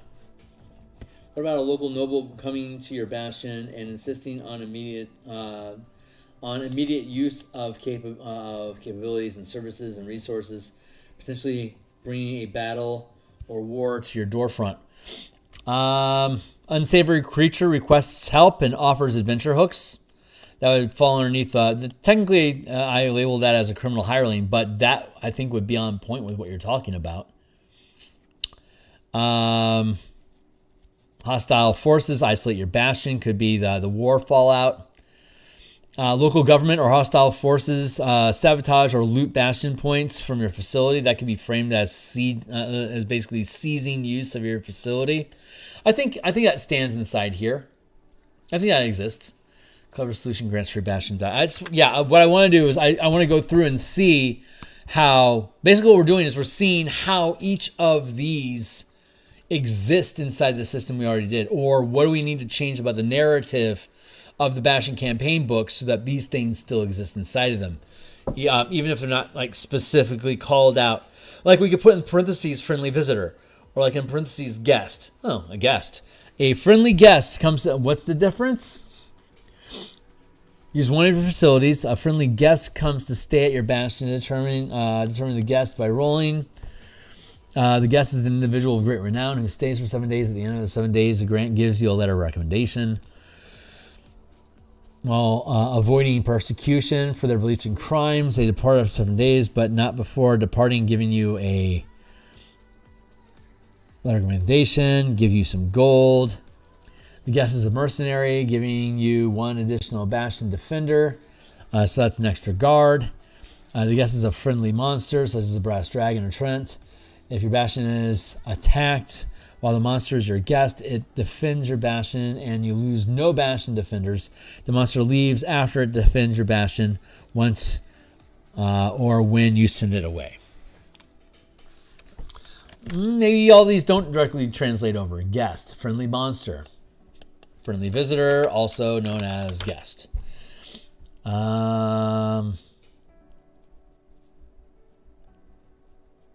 Specialist offers 1 additional order per turn if sustained as an ally.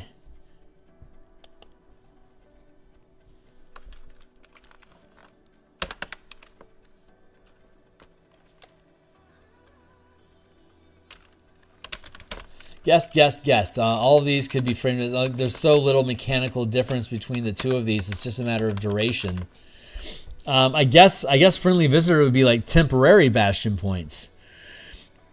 Providing 1 bastion point to improve barracks. High renowned noble offers resources. An adventurer roll a bastion die and gain that many bastion points as a reward for accepting a quest. That's kind of high end stuff. Offers that as a temporary that many temporary bastion points. Here today, gone tomorrow, it's all the same.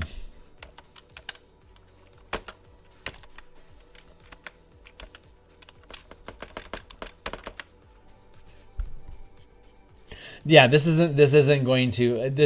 going to track off. I can feel that.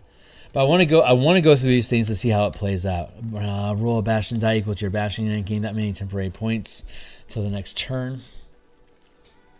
I think it's worth going through them. I don't think the process is misguided. It just might not ultimately be necessary or useful, but I want to go through it just for the proofing.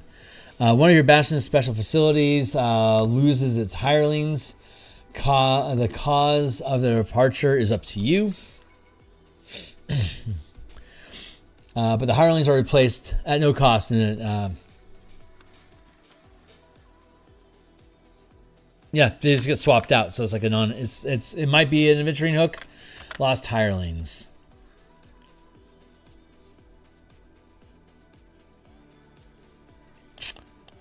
This could be considered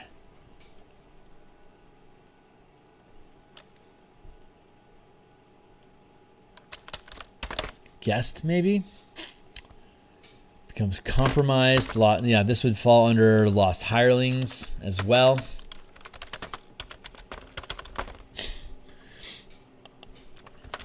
Very much so, lost hirelings.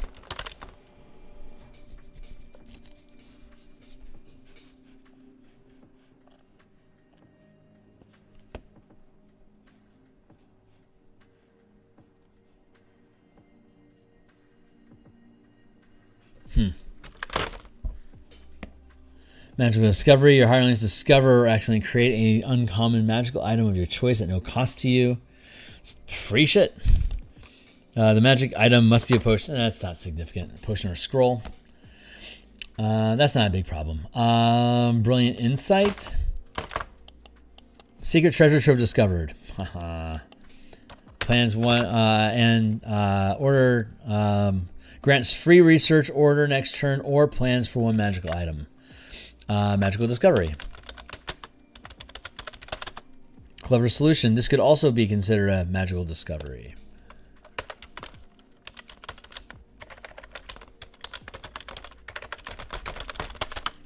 Because you could, when you issue an order to resolve, oh no, that's a complication. So that wouldn't be magical discovery. That'll be something different. I should probably put a gap.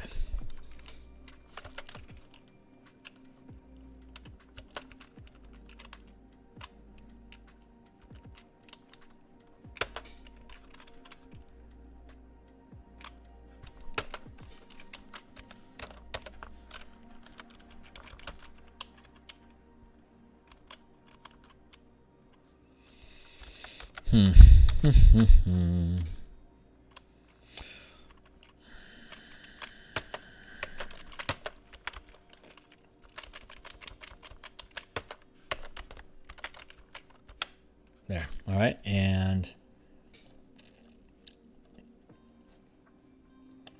the ones I don't have anything for, I'm putting gaps so I can more quickly see that these don't have anything for them. And there's only a couple of them.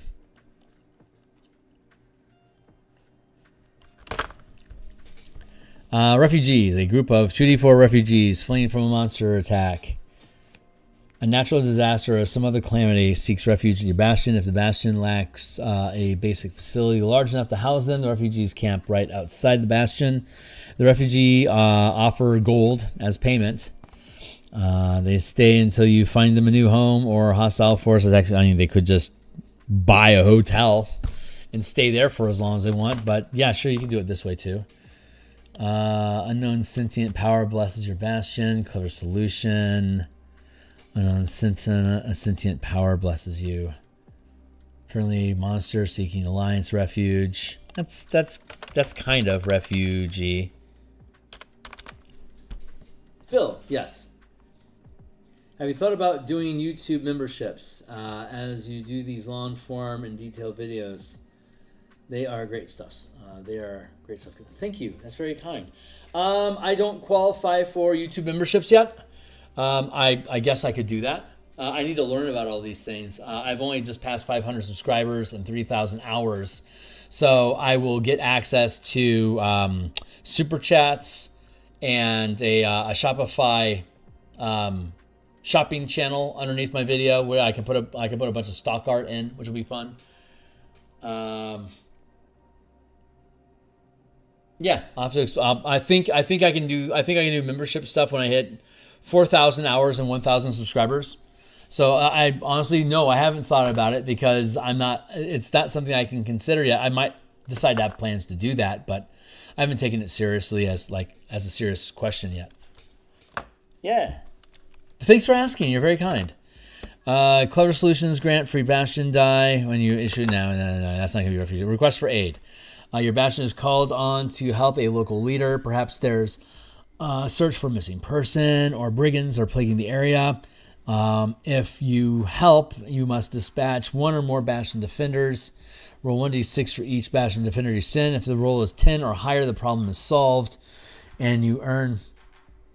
Roll 1d6 for each Bastion descender you send. If the total is 10 or higher, the problem is solved, and you earn gold. If the problem is less than 10, it's still solved, but the reward is halved, and one of your Bastion defenders is killed. Remove that Bastion defender. So if I only send one Bastion defender, he will be killed, and I won't gain any gold. Rather, the gold will be halved. The guy is killed, and somehow I get paid because he died. So okay, like this is see how passive this system is. It's incredibly passive. It doesn't. I think it takes more work for DMs to build adventures out of this using the DMG than it takes for them to build adventures out of this Bastion campaign book.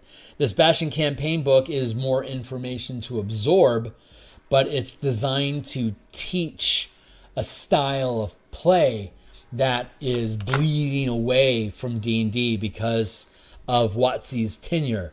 It's been 25 years since Wizards took control of D&D, so that basically means it's been 25 years since they've really taken this randomly generated progressive campaign concept. They've been walking further and further away from it. The first 25 years of D&D under TSR leaned into this results create opportunities and complications, sort of like this risk-reward system as what TSR was walking us into for 25 years. And then when WotC took over, they've been walking us out of it. Now that we're starting a new 25-year cycle, I would like to be a participant that leads us back into those mechanics, but using the 5e game engine. So we had a great concept, but horrible mechanics. And then we got really cool mechanics, but it slid away from, it simplified and dumbed down and eradicated all of those complex ideas. And so now we can exhale again and create all these new mechanical complexities, but keep the simplified game system. So we're taking a better game chassis. We've replaced the hodgepodge mechanics of 2E, and we're updating the 5E, but keeping that same Bastion Dominion style of play for your players to have impact in the world, now using the 5e game engine instead of the incongruous mechanical systems of BECME and AD&D. So that's the ideas. So request for aid. Offer services. Request for aid. Technically, this one's missing. This one's technically missing too. Extraordinary. Yeah, there it is.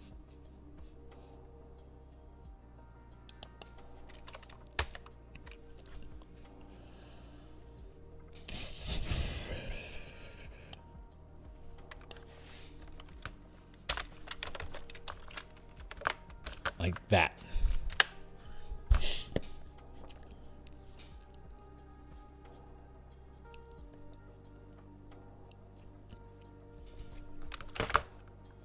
Request for aid. This is probably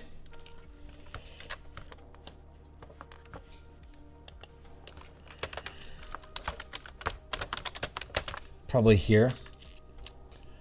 We have other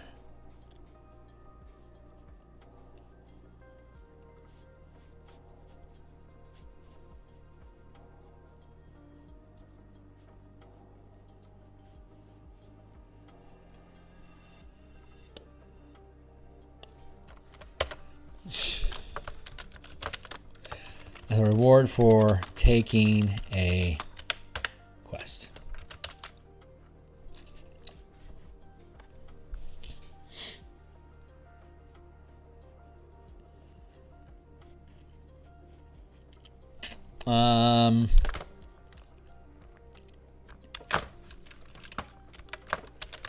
Quest for aid.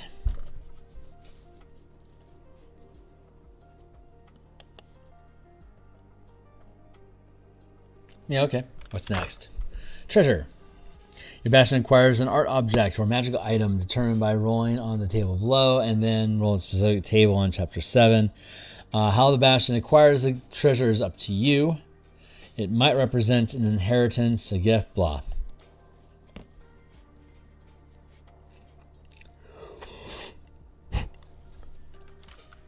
Treasure.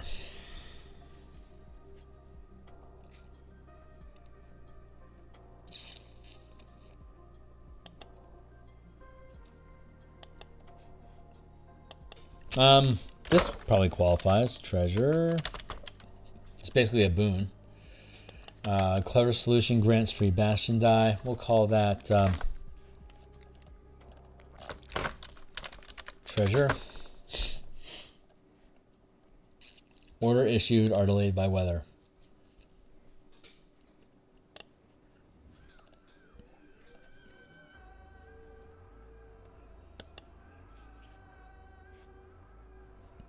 Huh. Okay. Well, I mean, we just reached the that was the last. So Fall of a Bastion is a new category. So we've ran through the gamut. And is there anything here that couldn't naturally curve into something that we've already done? We have Magical Discovery here, so that's resolved. Brilliant Insight. Roll a Bastion die, gain that many temporary Bastion points. We could probably call that. Magical... maybe Treasure?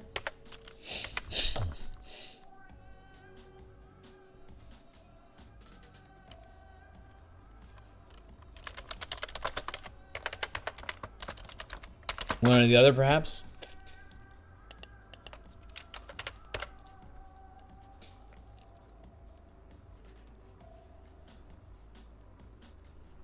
This is the only one that I haven't found something that like directly parallels it.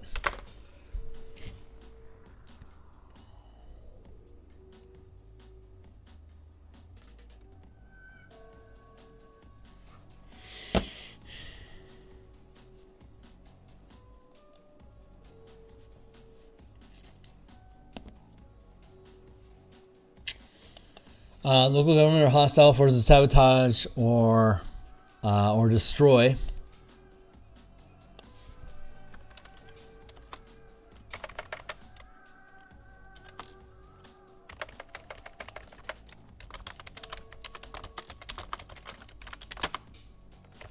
Or plunder. I like that.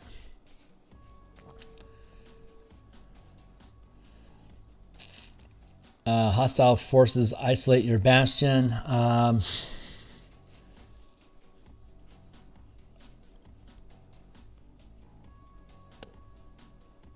Destroy or plunder bastion points from your facility.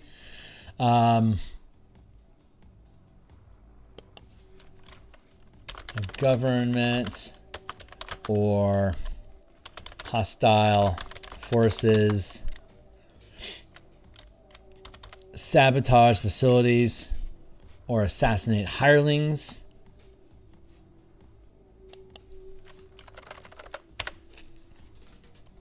Hostile forces isolate your bastion.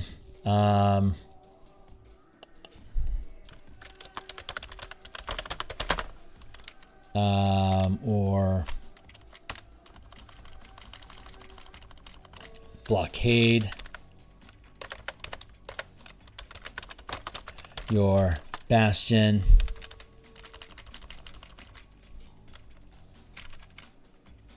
Preventing trade and harvest order. Let's see.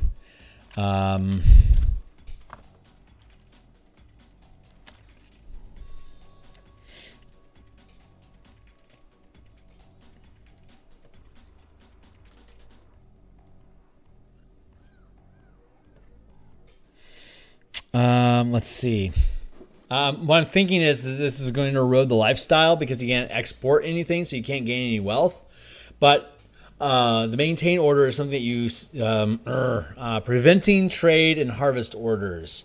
If I prevent a maintain order, I can't roll for a lifestyle at all, which means I can't have a wretched lifestyle because I didn't get to roll for it.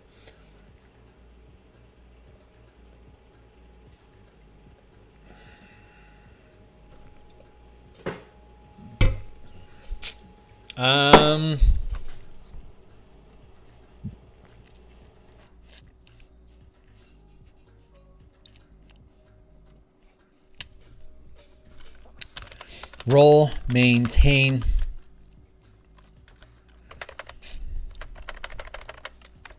Maintaining a lifestyle is rolled with disadvantage and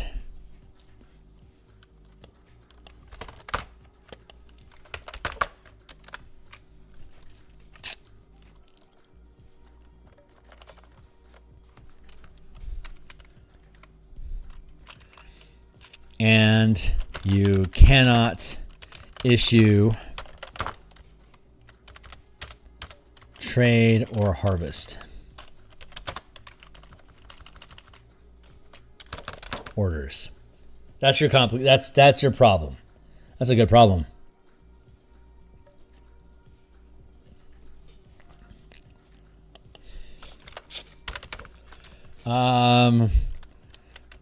Make a Bastion conflict attack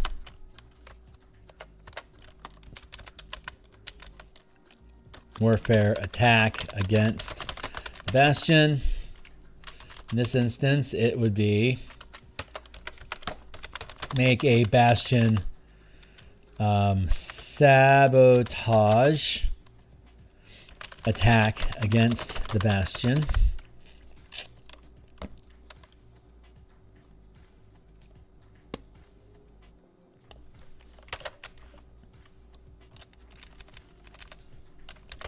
Siege attack. That's probably the right. Physical would be siege, while internal would be sabotage. Siege and sabotage. Sabotage and siege. Siege and sabotage sounds good. Bastion conflicts. Sabotage and sieges.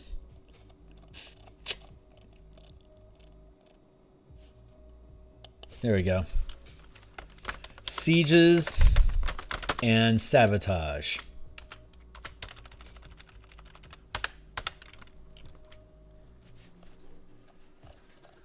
Figuring out language. That's what we do. This is how we do it. Siege is the worst. It's damaging facilities. Sabotage is next. It damages facilities or gets rid of your people.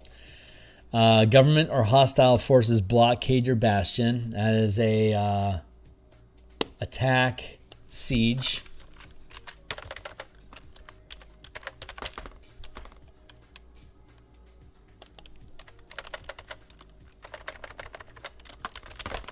Siege. Sabotage, siege. Bastion hirelings become compromised. This would be attack, sabotage.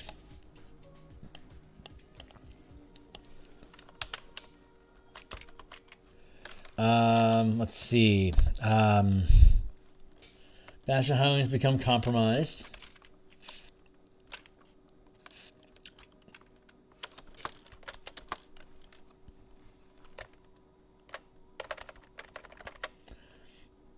Blockade your Bastion. Bastion hirelings cease work.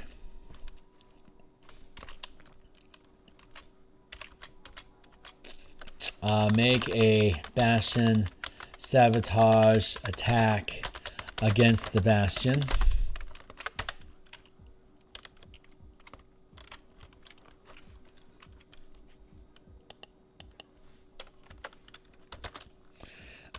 Damage loses hirelings.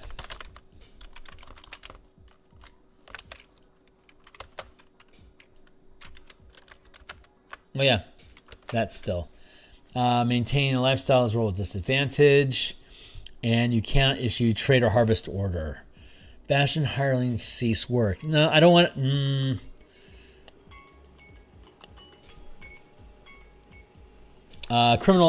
Criminal hirelings. That's probably the best way to frame it at this point. Now, it's not going to be a Bastion sabotage check.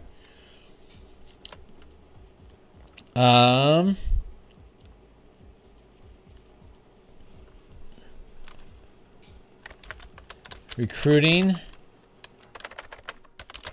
is rolled with disadvantage. Nah, we'll go with we'll go with this again. Maintaining a lifestyle is rolled with disadvantage, and you cannot issue the recruit or trade orders.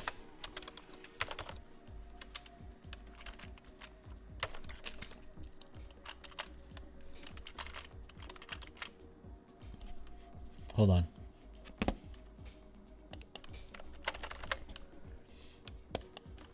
That also includes resolving conflicts that could be done through recruiting or trade.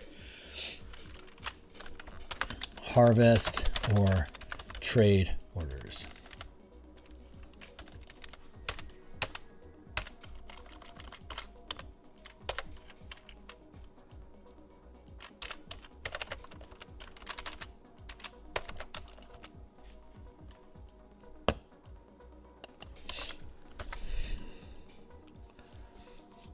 picking on trade a lot down here. So we're codifying, like we're taking these ideas, we're seeing how we can frame them with the DMG, and then through that we're creating mechanically significant the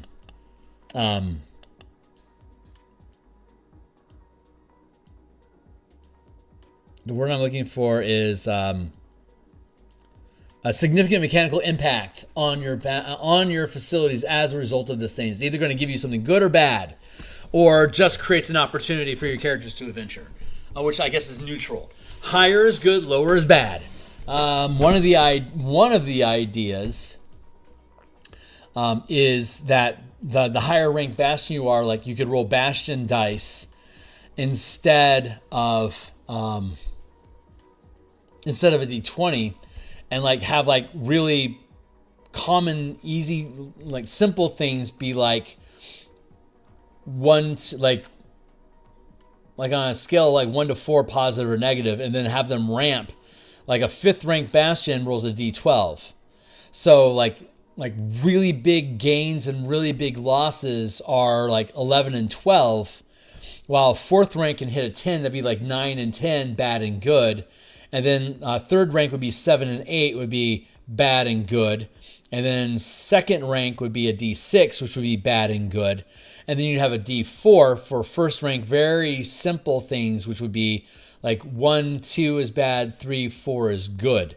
So you'd have this oscillation of good, bad, good, bad, good, bad, good, bad. Like maybe 1 is bad, good is 2, 3 is bad, 4 is good. So the odd number, something bad is going to happen.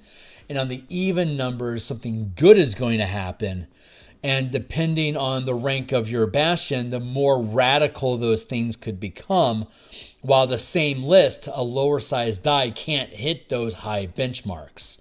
So that could be a way to structure that. And it would only require 12. It would only require 12 rolls, a scale of 1 to 12 instead of 20. So we might be able to consolidate these things. And so I guess once we codify these properly using the language of the Bastion campaigns to reframe these ideas, we could then disintegrate the ideas of like criminal hireling or attack siege and stuff like that. And instead just look at what the mechanics are and like look at it as like how could this be a more significant threat for a 5th rank Bastion than it was for a D4 for a 1st rank Bastion. And now that I've walked through how that mechanic works, and I like that mechanic, I think the D20 spread is better, and to just leave it as a naked D20. That way the scale and significance of it is inherent to the Bastion's rank itself. Like you're being attacked, well, you can defend. Like if it's a 3rd rank government that's attacking your 1st rank facility, you don't stand a fucking chance. You're just gonna get dusted. So like for instance, so I think keeping the full D20 stat is probably the correct way to go. But I needed to walk, because that was crawling around in my head. It's like, I know I can do a D4, D6, D8, D10, D12 set of this, because I do that with the martial power system, with the confusing strike that causes you to randomize your actions, or like the barbarian wild heart subclass that has the random effects, random magical effects that trigger while you're raging. Well, that the higher rank your character, like the higher level your character is, the higher die roll, the higher the higher martial power die you roll. And so a 1st level barbarian rolling a D4 can't have nearly as fantastical effects as part of their rage as a 17th level barbarian could. That would be rolling a D12. So like all the super high level crazy shit happens at 11 and 12, while like you make a ploof of color whenever you hit somebody. Like it ploofs color where you impact them. Like that's a 1. Like that's a nothing burger. But like a 12 is like you go ethereal. You can go ethereal at will. Like like a scale like that, and like so it means more as you rank up to reflect that your wild magic becomes more and more chaotic and more explosive and impactful. I was trying to look at that same equation for the Bastion events here, and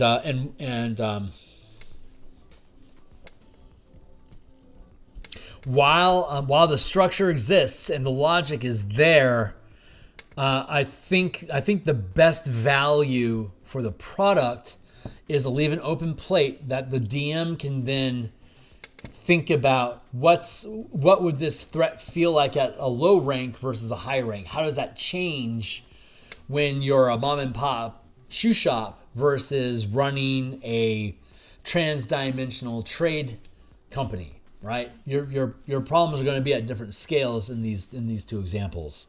So I don't think I need to bake in. Yeah, I don't think I need to gatekeep concepts. These D20s are concepts, and the mechanical significance of it is only reflective of how powerful the Bastion is. The Bastion itself determines how much impact that actually has onto itself, if that makes sense. So the Bastion event is always rolled at the level of your Bastion, or the rank of your Bastion. But facilities and orders inside the Bastion can be of equal or lower rank. So if you had a 5th rank Bastion, that if you're making a Bastion roll, it'd be, if it's the Bastion itself as a whole, it'd be a D12. But if it's like, if you only have 1 rank in like harvesting because you have like a small wheat crop, like it'd only be a D4 that you'd be rolling. It's like the impact is far less. So that's the idea. That's how it is. But the idea is that you would frame those ideas differently, like a 5th rank organization that's harvesting entire continents of greenery, like to feed Lex. From the Lex TV show, the spaceship needed to eat organic matter, so it dropped down to Earth and basically ate Yosemite National Park before taking off and going back up into atmosphere because it wasn't hungry anymore. Or like I think either that or like I don't remember specifically. It was either Yosemite Forest or it may have been half of the Amazon rainforest. Yeah, it was the Amazon rainforest. It ate the entire Amazon rainforest. So Earth just lost the rainforest because the ship was hungry. It's like, bigger scale problem there. Anyway, that's the idea. So let's see. Let's keep chugging along on these things. Let's look for mechanical solutions. Make a Bastion siege attack against the Bastion. Make a Bastion sabotage attack against the Bastion.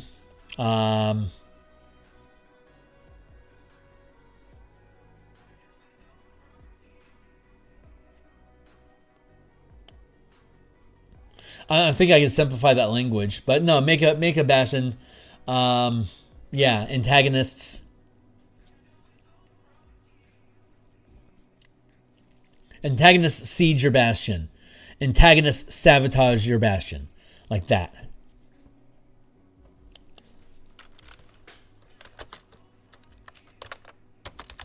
Damage is either facilities or hirelings.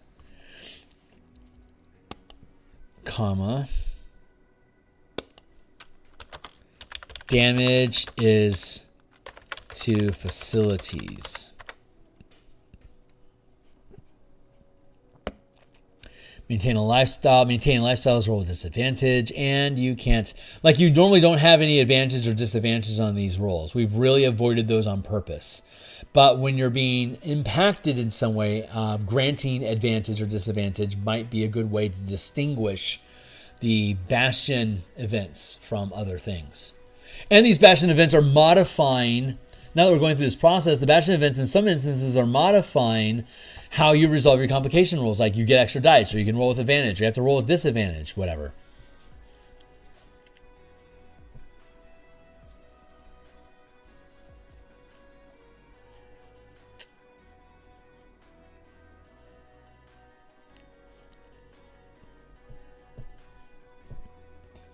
Like maybe the maintaining lifestyle has disadvantage, roll with disadvantage, and automatically has a complication. Let's look at the maintain complications real quick to see if that still stays on flavor.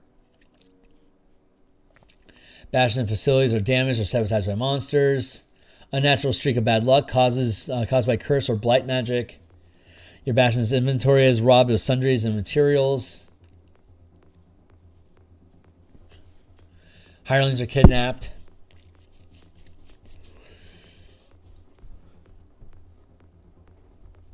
Value declines due to rival meddling. Your Bastion's goods and services are undercut by competition.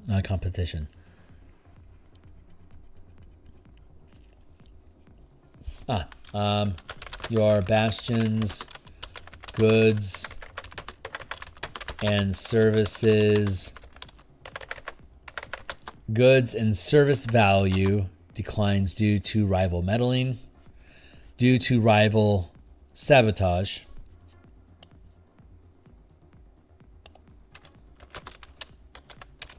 There. Rival. No, I think we were right. Meddling. Nah, let's not add the complication automatically. Rolling with disadvantage could create a complication.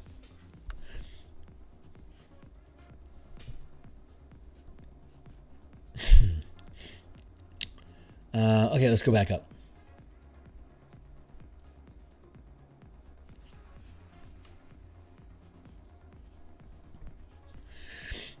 Orders issued are delayed by weather.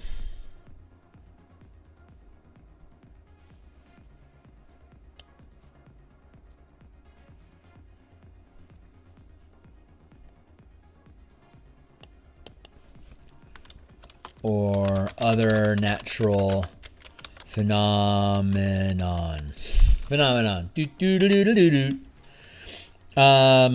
Let's go with trade and harvest orders are rolled with disadvantage. Yeah. And recruit. Trade, recruit, and harvest orders.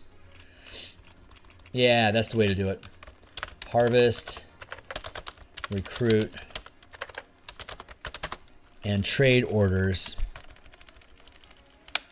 are rolled with disadvantage. When you roll disadvantage, you take two 20-sided dice and you take the worst result. But the Bastion dice that you roll for the rank of your facilities, you could have multiple dice, potentially rolling multiple dice to resolve complications.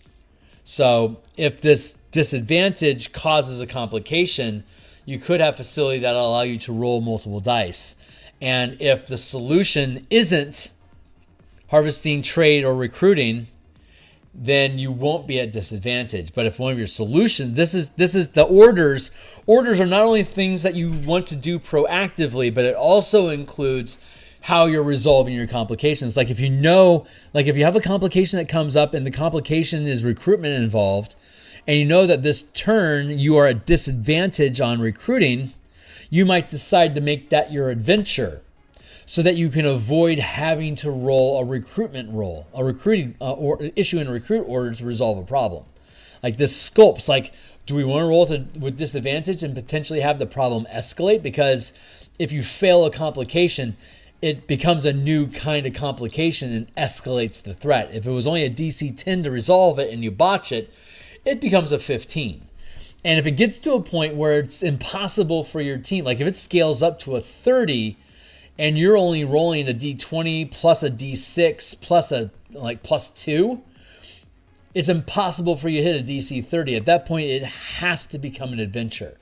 It's not going to necessarily require a 17th level team to resolve it as a 5th level. It's like a 5th rank complication, but it explains how far out of hand it's gotten, so that your Bastion hirelings can no longer attempt to handle it. If you want to continue this line of thought, you have to resolve it personally as characters, even if it's only like first level characters.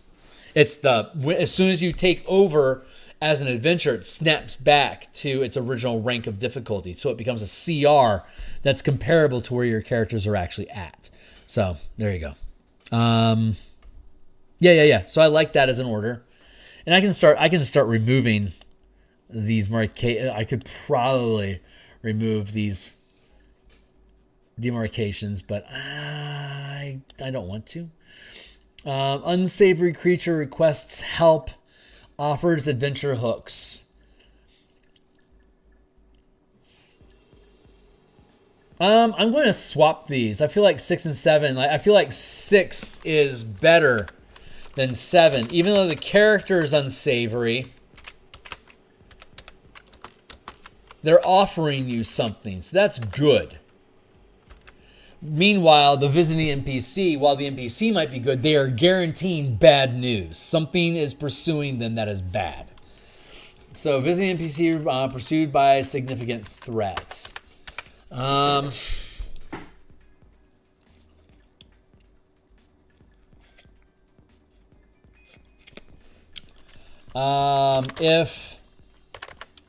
Let's see, if the NPC isn't surrendered, the threat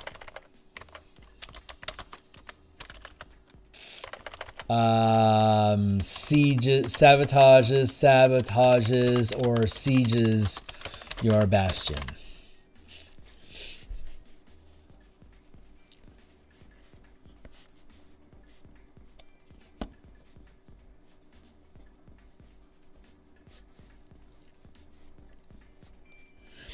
This is guaranteed sabotage. This is not sabotage. This is not sabotage. This is not sabotage. Not even the threat of it. This is threatening siege or sabotage. So technically this is worse for you than government or hostile forces blockading your bastion. They're preventing things from happening, while this is specifically bringing something bad to your door. So this is actually 3, this becomes 4, this becomes 5, this becomes 6. This is why we're doing that. This is specifically why we're doing that. So that we can create a structured hierarchy of statistically horrible things happening to you on a naturally 1, and statistically cool shit happening to you, like mechanically good, like mechanically awesome happening to you on a 20, mechanically horrible happening to you on a 1.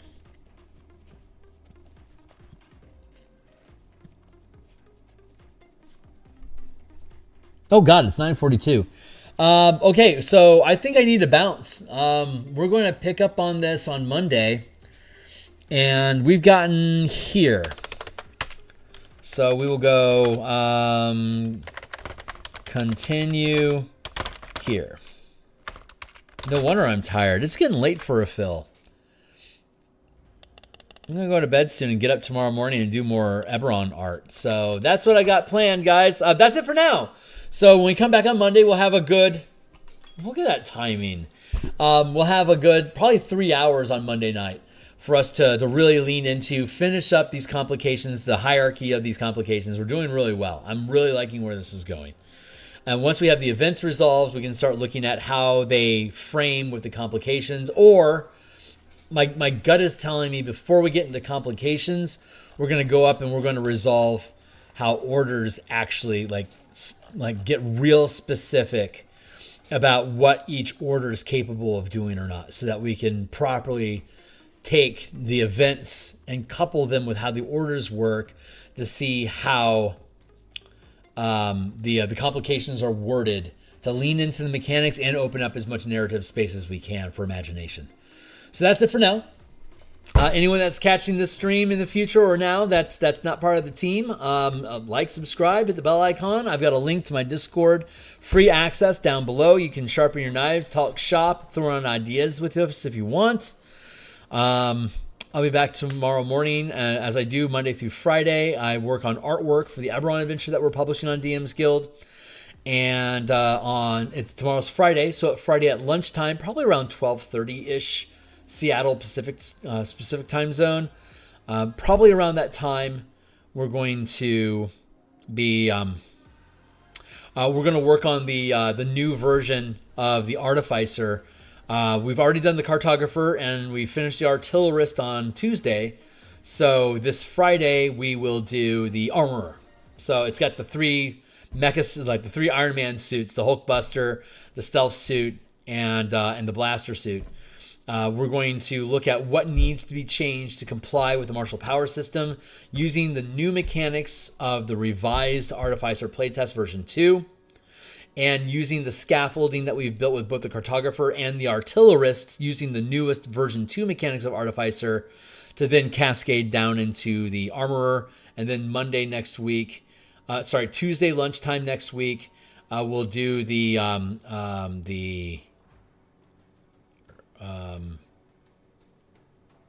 Artillerist, Alchemist. We'll do the we did the Battlesmith. That's right, Cartographer and Battlesmith, and we'll do the Armorer. Next we'll do the Artillerist on Monday, and then the Alchemist on Friday next week. So tomorrow's Armorer, then it's the Artillerist. Yeah, Artillerist is tomorrow. Armorer is Monday, and then next week on Friday we'll do the Alchemist, and then we'll be done with all the alchemy stuff. Version 2 playtest packet, Wizards of the Coast 5e 2024. So, and then once we're done with that, assuming all that stuff is done, the following weeks, until we have new updates that we need, we'll probably go back and revisit the Spelljammer subclass book that we were working on to complement the Spelljammer book that I have linked down below. So anyway, we got a lot going on. If you think any of this stuff is cool, like, subscribe, bell icon, drop a signal, say what's up. Check out my books if you want to buy them to support the cause. God bless you. Otherwise, stick around, sharpen your knives, have fun, and I appreciate the company. Cheers.